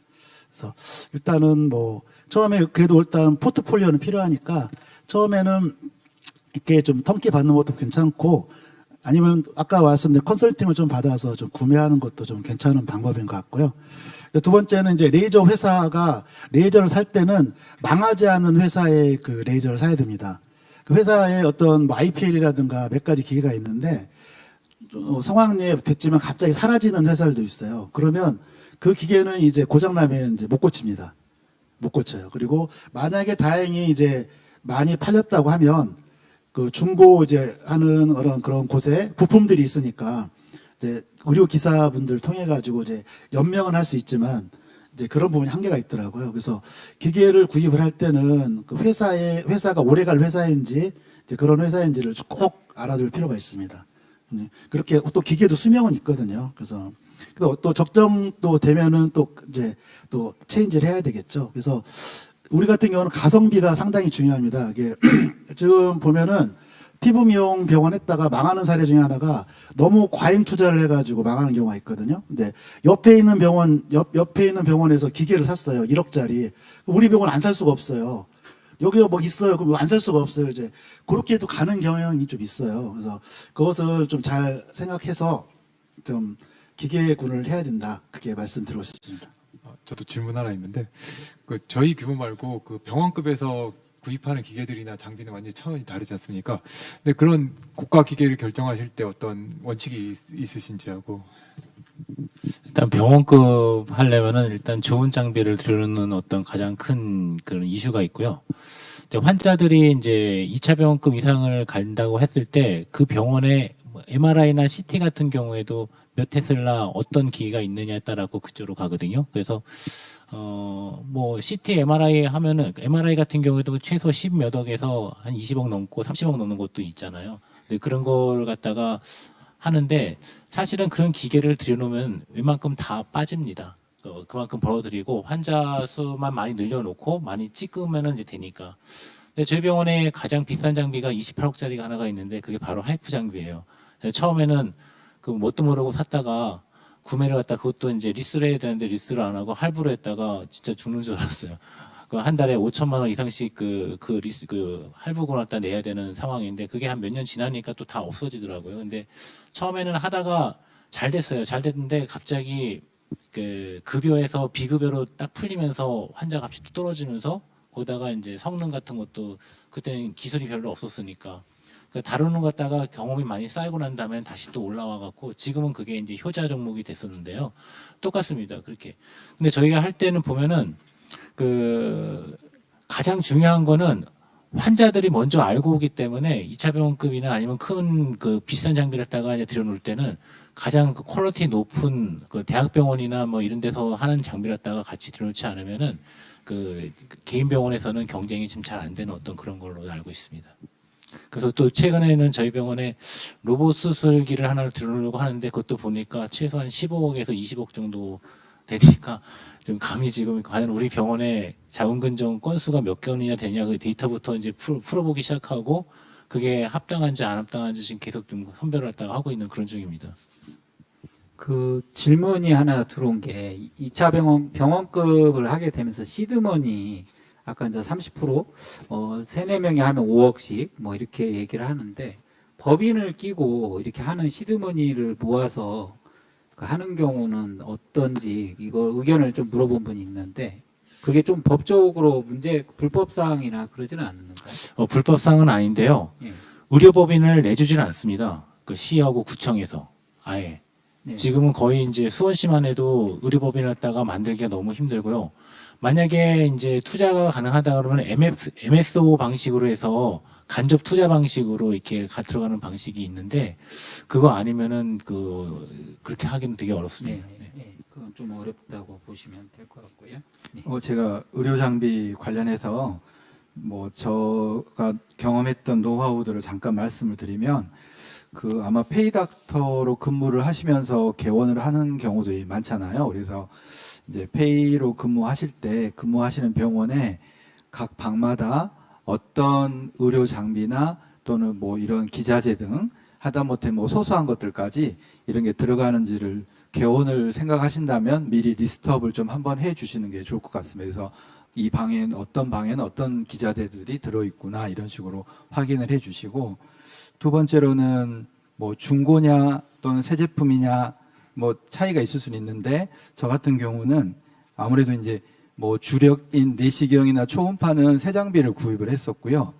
뭐 엑스레이라든지 뭐 골밀도 검사기 등 약간 비주력인 것들은 중고로 구매를 했습니다. 그래서 약간 그런 차별을 둘 수가 있고, 또 개원을 준비하시는 분들이라면 아마 지금도 아마 할 것 같은데 2월 달 키메스가 열리잖아요. 그래서 키메스에 방문하시면 의료 장비 박람회라는 개념이니까 거기서 많은 신제품이라든지 여러 의료 장비 트렌드를 파악하실 수가 있거든요. 그래서 개원 준비하시는 분들은 꼭 키메스에 방문하셔가지고 장비에 대한 공부를 또 하시면 아마 준비할 때 많이 도움이 되실 것 같습니다.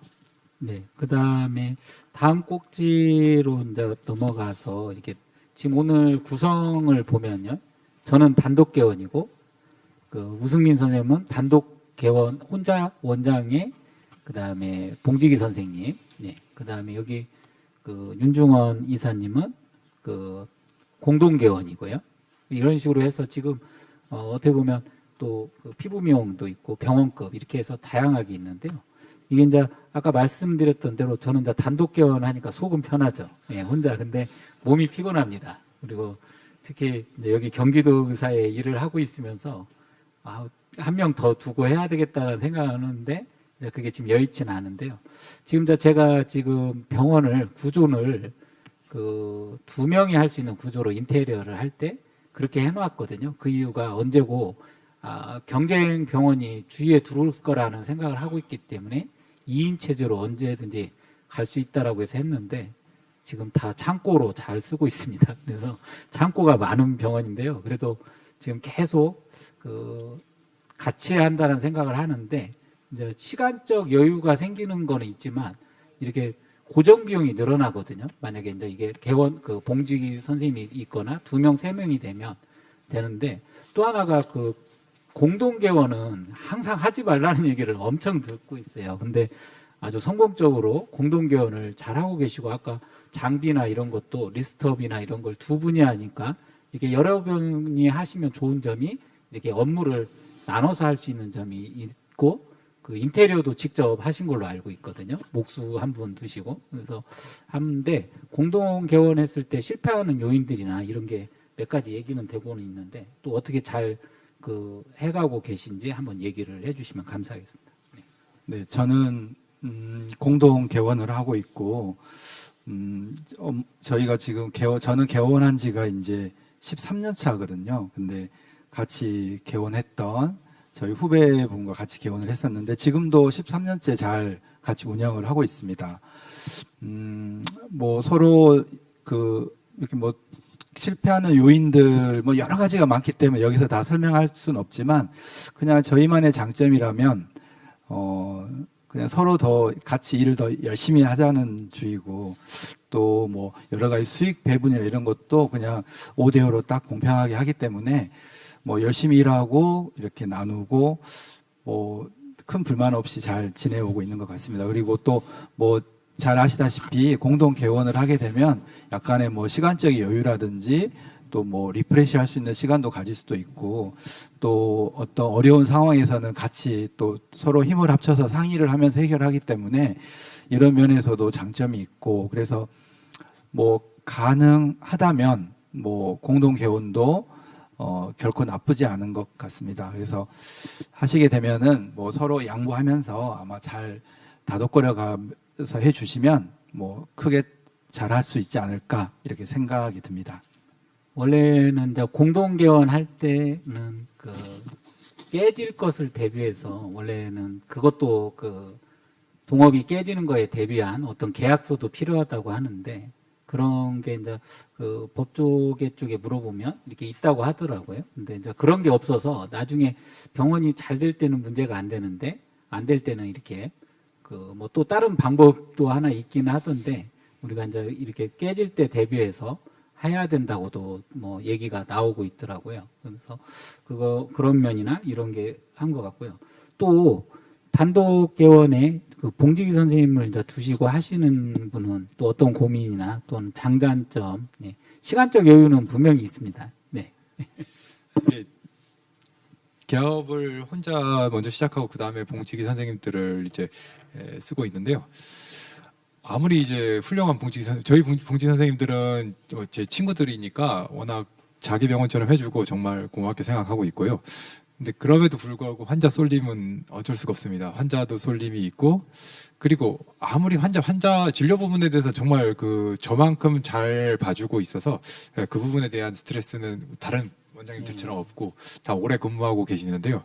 근데 이제 행정적인 부분은 정말 어쩔 수 없는 내 부담이고, 그리고 병원에서 발생하는 사고가 정말 다양합니다. 그래서 내시경에 관한 출혈 사고라든지 아니면은 수액 사고라든지 정말 여러 가지 사고가 있으면 제 환자에서 벌어지지 않는 일들도 다 제가 온전히 감당해야 되고 그 부분에 대한 행정적인 일들을 해야 되고, 그러니까 어쨌든 로딩 자체가 줄어들진 않습니다. 그래서 그런 부분은 힘든데 사실 그거 말고는 단점이 없는 것 같습니다. 그 피부 미용도 공동 개원을 하는 경우들이 있는지, 그리고 또 만약에 하게 된다면 그 공동 개원의 위험성이나 혹시 단독 개원이 더 속이 편하다 이런 게 있는지 한번 말씀을 해주십시오. 피부 미용은 제 주변에 처음에 이제 공동 개원하신 분들이 좀 계셨는데 지금은 반반인 것 같습니다. 이제 단독 개원으로 좀 많이 서로 이제 하시는 것 같고요. 그리고 오히려 이제 봉지기 선생님 옆에 우리 우 원장님처럼 이제 본인이 계시고 그다음 밑에 봉지기 선생님들을 하는 경우가 오히려 더 많은 것 같습니다. 네. 이유는 아까 말씀드렸지만은 이제 여러 가지 이유가 있죠. 아무래도 오너십이 있어야 되는데 이제 오너십은 당연히 다 있겠지만 나중에 이제 서로 이제 수익을 분배한다든지 아니면 여러 가지 이제 병원에 사건 사고가 있었을 때 공동적으로 같이 포션을 해야 되는데 그게 쉽지가 않은 것 같더라고요. 그래서 이제 그런 부분보다는 오히려 혼자 하거나 아니면 혼자 하시면서 밑에 이제 페이닥터를 하시는 게 그런 경우를 좀 더 많이 봤습니다. 그리고 이제 이쪽은 이제 어찌 보면은 그 분야가 크게 마케팅 하자는 이상 거의 이제 크게 세분화될 수는 없는 것 같고요. 미용이라고 이제 볼 수 있는 거기 때문에 여러 가지 부분에서 봤을 때는 오히려 저는 이제 제 생각은 단독 개원이 좀 편하다고 생각하는데 좀 더 크게 하시는 병원들 같아요. 특히 이제 마케팅이 특히 이제 좌우하는 것 같더라고요. 마케팅을 정말 공격적으로 열심히 많이 하시는 분들은 이제 밑에 페이 원장이만 10분, 5분, 6분 해서 그렇게 하시는 경우도 좀 있습니다. 공동 개원은 그게 포션이 예전보다는 많이 줄었습니다. 주로 이제 피부 미용은 이제 많이 주는 형태시고, 성형모 원장님은 이제 지금은 단독 그래도 원장님이 있으면서 병원급인데요. 공동 개원 그것도 이제 5명 이렇게 모여서 하는 경우에 어떻게 다른 언급하실 말씀이 있으신지 한번 말씀 한번 해주세요. 네, 아까 잠깐 프레젠테이션에서 말씀드렸다시피 공동 개원의 장점은 분명히 있습니다. 큰 병원일수록 더 많이 있는 것 같고요. 근데 예전에 수원 쪽에서도 산부인과 큰 병원이 이제 공동 개원이 8분이 했다가 산산조각 나갖고 이제 병원이 요양병원으로 바뀐 데가 하나가 있었는데요. 가장 큰 문제가 이제 거기서는 뭐였냐면은 일의 분담에다가 매출을 누군 많이 하고 누군 적게 했는데 가져가는 수익은 똑같다 이거였었거든요. 그러니까 최근에는 이제 공동 개원할 때 아까 말씀하셨다시피 계약서에다가 어떤 상황이 벌어졌을 때 일목요연하게 예측을 해갖고 그걸 이럴 때는 이렇게 하자라고 서로 합의를 한 다음에 공동 개원을 갖다 하는 경우가 많아지는 것 같습니다. 근데 이제 공동 개원의 가장 큰 장점은요, 이게 그때 그 병원이 이제 문제됐던 경우가 나이 차가 상당히 많이 났어요. 어떤 분은 나이가 맨 막내 원장보다 한 10몇 살 많았고 이다 보니까 액티비티 면에서 많이 떨어지고 매출 면에서 떨어지다 보니까 이제 그런 문제가 이제 발생했던 것 같고요. 그래서 최근에는 이제 공동 개원했을 때 뭐 3-4명이 이제 개원한다 그랬을 때 누구는 이제 진료에만 전력을 해. 그리고 이제 다른 거는 하지 말고, 그리고 누구는 이제 재무하고 이제 그 인사 조치, 그러니까 인사하는 쪽에만 신경을 써. 또 누구는 이제 대외 활동만 열심히 해. 이런 식으로 했다가 해서, 그리고 또 역할 분담을 했다가 해놓는다 그러면은, 그리고 그 대신에 이제 그 결정을 했다가 그 담당 원장이 결정을 내었을 때는 무조건 따라주기로 하자 이렇게 한다 그러면은 공동개원도 굳이 나쁘지는 않을 것 같습니다. 공동개원의 가장 큰 장점은 시간이 남다는 거죠. 그러니까 그 단독 개원했을 때는 그 일주일 내내 병원에 출근을 하고 모든 일들 갖다가 다 관련하고 입원 환자가 맨날 있으니까 병실까지도 이제 심지어 하고, 특히 산모를 분만한다 했을 때는 그 요즘에 봉지기 선생님들이 야간에 분만을 안 하려고 그러니까 그 병원장 같은 경우에는 거의 좀 병원에서 자다시피 이렇게 해야 됐었거든요. 저도 분만할 때만 해도 벌써 10몇 년을 갖다가 그렇게 했었으니까요. 그러니까 개인 가정사나 아니면은 밖에 나가서 활동도 못 하고 하는 어떤 그런 문제점이 있었는데, 그 공동개원 했다가 했었을 때는 그런 문제는 확실하게 이제 나눠질 수 있으니까 삶의 질은 많이 좋아지죠. 그 대신에 이제 공동개원 했을 때 가장 큰 거는 하나의 목표를 위해서 서로가 함께 가는 어떤 그런 의식을 계속적으로 갖다가 불어넣어주고 으쌰으쌰하는 그런 분위기가 된다 그러면 공동개원도 크지 나쁜 것 같지 않습니다. 그 병원급에서 오너가 하나고 밑에 페닥터가 많았을 때 고민거리는 우수한 선생님이 개원한다고 나간다고 했을 때가 가장 고통스럽습니다. 그렇다고 이제 본인의 앞날을 갖다가 이제 그 찾아서 나간다고 했을 때 그랬다가 노할 수는 없는 일이잖아요. 그러면 이제 그 선생님이 했던 역할을 다른 선생님이 비슷한 선생님이 이제 채워줘야 되는데, 그 비슷한 선생님을 갖다가 찾기가 상당히 어려운 게 개원가에서는 그 단독 개원을 했을 때 병원급에서는 가장 큰 문제가 되는 것 같습니다. 그러면 일단 질문도 한 가지 있어서 더 같이 여쭤보겠는데요. 오승민 원장님, 성형모 원장님께서는 이제 봉지기를 두고 계시잖아요. 이분 봉지기 분들 처음 하실 때 뭐 계약서상에 뭐 얼마 거리 이내는 뭐 개원 금지 뭐 이런 조항들을 삽입을 하나요? 삽입하지 않습니다. 의미가 없다고 알고 네네. 있습니다. 의미가 없어서 사실 하면 어쩔 수 없는 거죠. 네. 그래서 시간이 이렇게 열띤 토론을 하다 보니까 이 100분 토론이라고 해서 시간이 많다고 생각했지만 어느덧 시간 한 15분, 6분 정도 남아 있는 것 같습니다. 그래서 시간이 이렇게 빨리 흘렀는데요. 그래도 한두 꼭지 정도는 저희가 또 확인을 하고 가야 되기 때문에 약간 진도를 빼서 좀 더 이렇게 속전속결로 또 다음 꼭지를 진행해 보도록 하겠습니다. 좀 더 단도직입적으로 여쭙고 싶은데요. 뭐 우승민 원장님 개원하실 때 비용이 어느 정도나 들어가셨어요? 제가 한 5억 정도 들었습니다. 5억이요? 5억 정도 들었습니다. 그게 뭐 건물 임대료, 예. 인테리어, 보증금까지 합쳐서 보증금까지 다 해서 다 5억 해서 5억 정도. 정도 들었습니다. 뭐 은행 혹시 어느 정도 대출 이용하셨는지. 저는 100% 대출입니다. 그 어, 실제로도 만약에 대출에 대해서는 겁내지 말고 최대치를 받으십시오. 그 이자도 비용 처리되는 부분도 있고 처음 아니면 그렇게 대출을 받을 때도 없으니까 최대한 대출을 받아놓으면 일단은 여유 자금이 있으면 좀 운영에도 처음에 만약에 갑작스러운 비수기가 생겼을 때 되게 좀 여유가 생깁니다. 제가 2020년에 개업했는데 딱 코로나가 최고로 유행했을 때였거든요. 그래서 저는 이제 대출을 최대한 받아야 되겠다고 생각을 했었고, 다행히 잘 돼서 뭐 그 대출금을 다 쓰지는 않았지만 뭐 이자가 해봤자 그렇게 많은 돈이 아니기 때문에 대출 액수는 항상 최대라고 생각하시면 될 것 같습니다. 이건 모든 과의 공통이라고 제가 단호하게 말해드릴 수 있습니다. 대출을 풀로 받자 네네. 가능한. 가능한 뭐 풀로. 박태선 원장님께서도 그럼 같은 의견이신가요? 네, 저도 같은 의견입니다. 저도 얼마 5억 정도 개원 비용이 들으셨어요? 5억 정도 5억 들었는데 정도.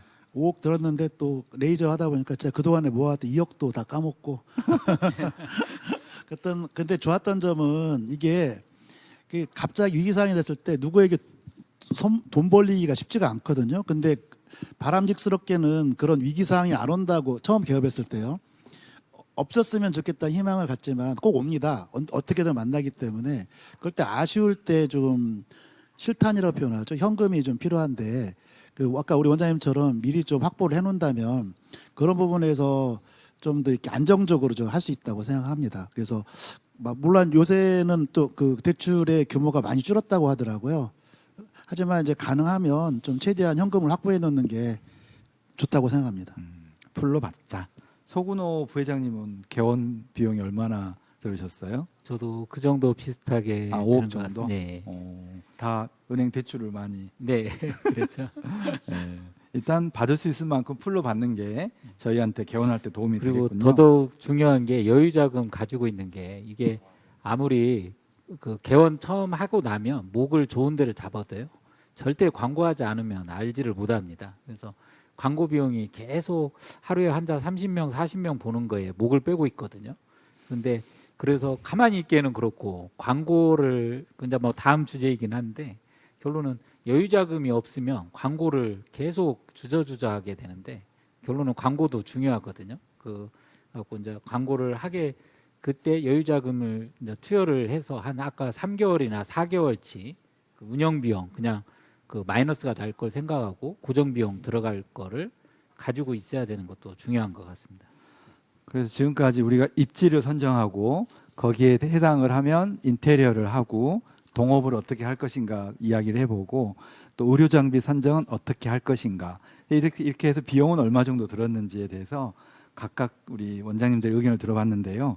방금 부회장님께서 말씀 주셨던 자 이걸 우리가 오픈을 했을 때 이제 마케팅을 우리가 어떻게 할 것인가 그래서 이게 중요할 것 같은데 뭐 여러 가지 방법도 아마 오히려 우리 사직 전공의 분들은 더 젊고 하시기 때문에 더 새로운 이런 홍보 방법도 많이 알고 계실 거라고 생각하지만 그래도 경험을 따라오기는 쉽지 않을 것 같은데 우승민 원장님은 개원하시고 나서 가장 먼저 마케팅에 주력을 둔 분야는 어느 쪽이었습니까? 일단 영역을 좁게 해서 그 동네 마케팅에 거의 주력을 했고요. 실제로 내과 개업하면 거의 비슷할 겁니다. 동네 마케팅에 주력을 할 수밖에 없는 게 아무리 제가 만약에 뭐 명의도 아니지만 명의라고 소문이 나더라도 3km 떨어진 데서 혈압약을 받으러 제게 올 일은 없다고 생각했거든요.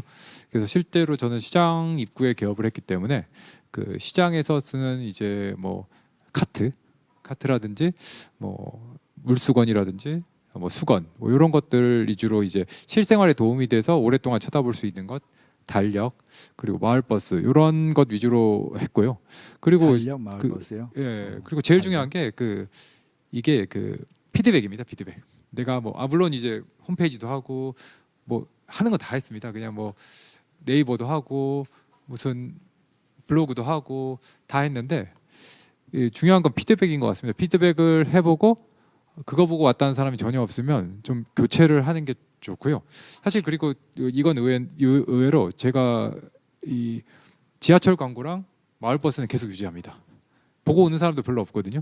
근데 유지하는 이유가 우리 병원에 왔다 간 사람이 그 광고를 보고서 내가 왔던 병원이 큰 병원이다라는 이미지를 좀 준다고 하더라고요. 그래서 지하철 광고가 이런 효과가 있구나. 이거 보고 돈은 많이 들어가지만 유지시켰을 때 이 병원은 좀 이 동네에서 규모 있고 인지 있는 병원이다라는 거를 강화시킬 수 있다는 측면에서 매우 비싸지만 유지하고 있습니다. 오신 분들에게 더 효과가 있다. 예. 그러니까 유지할 때 효과가 있는 것 같아서 버스 광고랑 그 지하철 광고는 그냥 유지하고 있습니다. 이제 어떻게 보면 내과는 이제 이런 밀착형 광고 내과계는 그런데 내과계는 역시나 예, 걸어오는 거라. 그렇죠. 근데 피부 미용은 이게 이제 밀착형 광고보다는 이제 성형외과 같은 데는 이렇게 클릭 건당 뭐 금액을 주더라고요. 그래서 뭐 한 달에 막 6천, 7천이 나가는 데도 있고 한다고 합니다. 그래서 클릭수 뭐 이런 게 있다는데 피부 미용은 또 그 홈페이지 광고나 이런 걸 할 때 이게 그 좋은 업체를 이렇게 찾는다는 게 절대 없다고 하던데요. 예, 그게 그 좋은 업체가 있는 게 아니라 원장님이 만들어가는 좋은 업체를 만들어가는 거라고 얘기를 하던데요. 그 피부 미용 광고에 대해서 한번 말씀을 한번 해주시기 바랍니다.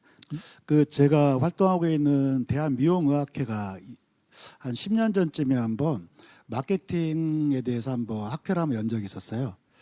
그래서 이제 어느 이비인후과가 보통 포성형으로 이제 호성형과 어떻게 해서 막 커갈 때였는데 그분이 이제 역할을 맡아서 이제 자기가 공부를 했는데 나온 결론이 뭐였냐면 투자 대비 효율이다. 정말 그 훌륭한 병원은 어마어마한 투자를 했고 또 어마어마한 이득을 가져가더라. 그게 결론이었습니다. 다시 이제 본론으로 와서 네, 저희 피부 미용 같은 경우는 이제 광고를 좀 잘해야 돼요. 근데 광고를 하는데 이제 내실 있는 광고를 해야 됩니다. 내실 있는 광고. 그러니까 뜬구름 잡는 광고가 아니고 내실 있는 광고를 해야 되는데 그러려면 이제 첫 스타트가 이제 홈페이지를 잘 해야 돼요. 홈페이지를 잘 만들어야 돼요. 홈페이지에서 이제 모든 게 되니까. 근데 홈페이지는 잘 찾질 않죠.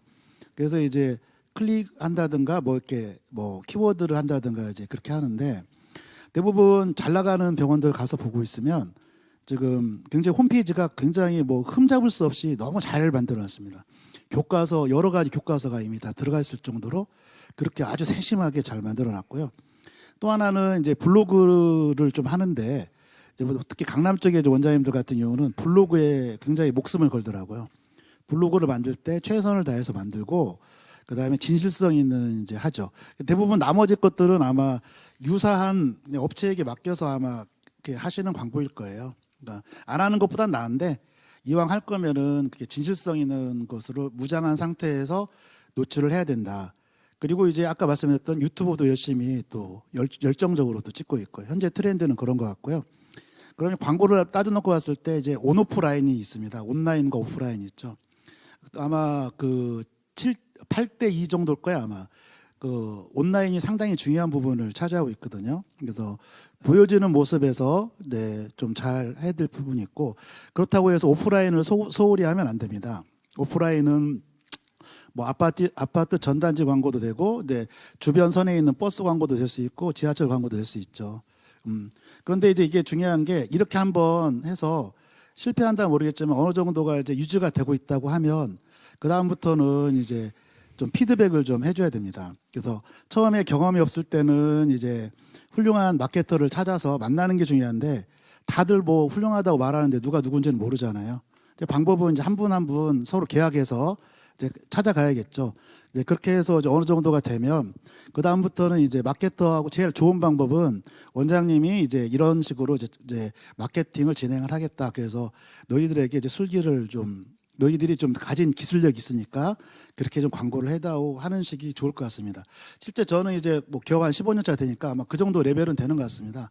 그래서 만나면은 이제 마케터들하고 정기적으로 매일 또 얘기를 하고 있고요. 필요하다고 하면은 제가 이렇게 이런 부분에 또 집중할 테니까 이 부분이 좀 더 홍보됐으면 좋겠다고 해서 하고 있습니다. 그 대신 이제 또 이제 잘 노출되면 그만큼 비용은 좀 늘어납니다. 아까 말씀드렸듯이 그렇게 해서 비용 늘어난 부분은 아까워하면 안 되겠더라고요. 그걸 아까워하는 순간에 또 이제 될 수가 있으니까 그래서 비용에 대한 부분은 아까 초대에 말씀드렸듯이 이제 아끼지 말고 다만 이게 잘 헛되이 쓰이지 않는 돈이라면 충분히 투자할 만한 가치가 있대 대신 원장님이 좀 주도가 돼서 하는 게 훌륭하다. 네, 그렇게 말씀드리겠습니다. 네, 혹시 성현모 원장님도 뭐 광고를 네. 뭐 저희가 아까 아마 프린트에서도 처음에 얘기했듯이 그 병원급은 그 단기간을 바라보는 게 아니라 5년, 10년, 20년 뒤를 바라보고 해야 됩니다. 무슨 얘기냐면은 환자들은 그 닥터 쇼핑처럼 병원을 투어링하는 환자들이 있는데 그 환자들이 왔을 때 진정한 실력으로 그 환자 딴 데서 못 고치는 것을 이 병원에서 고쳤다 하는 어떤 그런 요소가 되게 중요한 것 같고요. 그런 거를 집중적으로 그 광고하고 홍보한다 그러면은 상당히 많은 그 2차 병원급에서는 그 메리트가 있을 것 같습니다. 그리고 이미 그 개원과 그 1차 병원에서 그 환자들이 어디 갈 데가 없으니까 대학병원 가기 전에 2차 병원을 찾는데 특히 이제 전문 병원이라고 하는 그 타이틀은 전문성을 유지를 해야 됩니다. 근데 전문성은 유지하는데 이 전문성이 일반적인 전문성이 아니라 대학병원과도 견줘서 더 탁월한 어떤 그런 성과를 낼 수 있으면은 분명히 그거는 그 2차 병원급은 성공한다고 좀 보고 있습니다. 그래서 그런 쪽에다가 몰두를 하고 학회 활동 열심히 하고 또 논문도 쓰고 그 개원까지만 힘들지만 그리고 이제 주변에 있는 그 의사들한테 많이 알려주려고 노력을 하고 이렇게 된다 그러면 되지 않을까 생각이 듭니다. 네, 감사합니다. 병원 그런 그 주력에 따라서 마케팅 방법의 차이가 많이 있을 거라고 생각이 드는데요. 저 같은 경우도 내과를 개원하고 있다 보니까 아무래도 뭐 그 원거리 그 광고는 쉽지는 않고 근거리를 많이 하게 되는데 뭐 경험에 비추어 보면 뭐 여러 가지 마케팅 방법이 있었는데 그래도 좀 효과가 있었다라고 하는 거는 그 DM 발송이 그래도 가장 피드백을 해보면 각각 집에 이렇게 바로바로 우편함에 편지지가 꽂힐 수 있으니까 이 고객분 여러 이제 많은 분들이 직접 한번 병원 이름을 확인할 수 있는 그런 계기가 되거든요. 그래서 지금 뭐 유튜브 뭐 여러 가지도 할 수 있지만 보는 분들만 볼 수는 있는데 이 DM 발송을 했더니 그래도 직접 병원 이름을 그래도 각인시키는데 많이 도움이 됐던 것 같습니다. 그래서 뭐 그런 방법도 저는 추천을 좀 강력히 드리고 싶습니다. 네. 그 시간이 이제 거의 다 돼가세요. 이제 오늘 더 많은 얘기를 의외로 100분이 길 줄 알았는데 짧네요.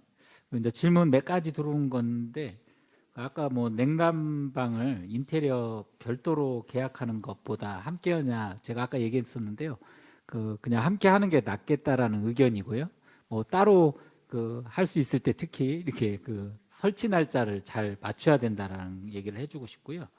또 질문 들어온 게 통증 관련 선생님이 안 계시는데요. 여기 그러면서 질문이 들어왔거든요. 그래서 근데 이 질문은 뭐냐면 노령층이 많은 지역하고 젊은 층이 많은 지역 뭐 이렇게 얘기하시는데 저는 개인적으로 생각할 때는 당연히 노인층이 많은 쪽 우리 내과도 보면 노인분이 많은 지역은 수액이나 계속 치료를 만성적으로 자주 오기 때문에 그래서 이것도 그렇지 않을까. 다른 혹시 의견 있는 분은 없으신데 질문이 들어와서 일단 그러면 예. 통증은 무조건 고령층 많은 지역. 고령층 많은 데가 네. 일단 물리치료가 따라줘야 되기 때문에. 네, 그렇죠. 예. 젊은 분들은 물리치료 받으러 안 옵니다. 그렇죠. 네. 예.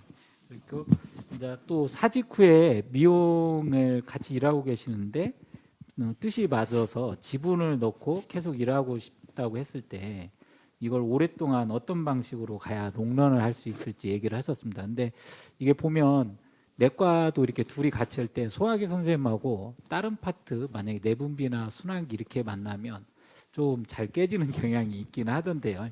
한번 같이 개원하는 입장에서 롱런을 했을 때 이렇게 어떤 점이 주력이 되면 이렇게 갈 수 있는지 한번. 예. 글쎄요, 이제 사직 전공의 입장에서는 이런 페이닥터로 근무하면서 어떤 마음에 들었던 병원이 있으면 자기가 지분을 내고 그 병원에 일정 개원 형태로 아마 참여를 하는 방법도 많이 있을 것 같습니다. 지금 보니까. 그래서 이런 이제 지분을 놓고 개원하는 방법에 대해서 이제 고민을 많이 하실 것 같은데요. 뭐 이거는 왕도는 없는 것 같습니다. 그분의 성향도 잘 파악을 해야 될 것이고 또 지분의 어떤 그런 규모도 내가 얼마만큼 놓고 얼마를 받아오느냐.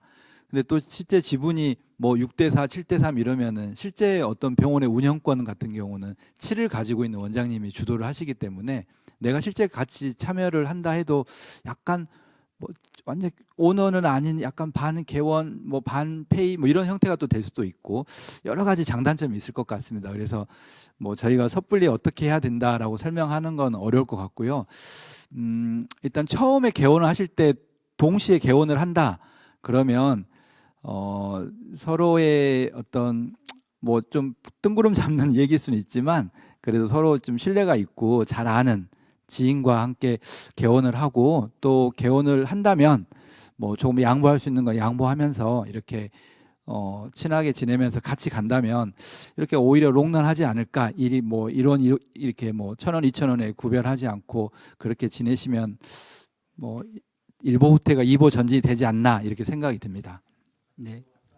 전공인님이 했던 지분 참여 형태에 대해서 잠깐 제 의견 잠깐 말씀드리면 제 생각에는 참여 지분금 요청을 받았다 그러면 하는 게 낫지 않을까 싶습니다. 왜 그러냐면 먼저 개원했던 원장님이 그 동안의 노하우고 같이 근무를 하면서 환자가 많거나 아니면은 병원이 잘 된다 판단이 됐을 때 그리고 내가 배운 기술로 이 병원을 같이 내가 어느 정도 도움이 되겠다. 그리고 나도 어느 정도 포션이 있겠다 생각하면은 아마 지분을 줄 때는 먼저 원장님이 좋은 분이라고 하면은 완전히 빡빡하게 해갖고 뭐 50대 50 퍼센티지가 막 이 병원의 가치가 10억인데 10억 전체를 다 이렇게 해서 이렇게 제시하지는 않을 것 같거든요. 그러면 이제 이 원장님 입장에서는 본인이 좀 약간 편하려고 또 이제 약간 좀 여유를 가지려고 삶의 질을 높이려고 이제 그렇게 제의했다가 하셨을 가능성이 상당히 높거든요. 그랬을 때 본인이 거기서 일단은 열심히 해야 되고 비록 본인의 발언권이 이제 50%를 넘지 않는다 하더라도 뭐 10%나 20% 된다 하더라도 그 병원에서 본인도 열심히 하는 거죠. 그 대신에 주의할 점은 그 계약서를 쓸 때 언제든 내가 그 나가고 싶은 의향을 보이면 그 바로 나갈 수 있게끔 그 대신에 그 퍼센테지도 그 나중에 그 처음에 이제 계산됐던 것보다 나가는 시점에서 그 다시 한번 재평가해서 거기에서 나한테 맞는 포션에다가 주는 조건이 만약에 된다 그러면 그 이제 나중에 엑시트하는 방법까지만 확실하게 해줄 수만 있다 그러면 그 참여하는 건 나쁘지 않을 것 같은 생각이 듭니다. 네, 오늘 열띤 토론이었고 100분이라는 시간이 새로운 형태로 저희도 하는 거여서 준비를 많이 했지만 그 역시 시간이 항상 짧다라는 생각이 듭니다. 오늘 수고해주신 패널분들께 감사 말씀드리고요. 이것으로 그 패널 토론을 마치도록 하겠습니다. 네, 수고하셨습니다. 감사합니다.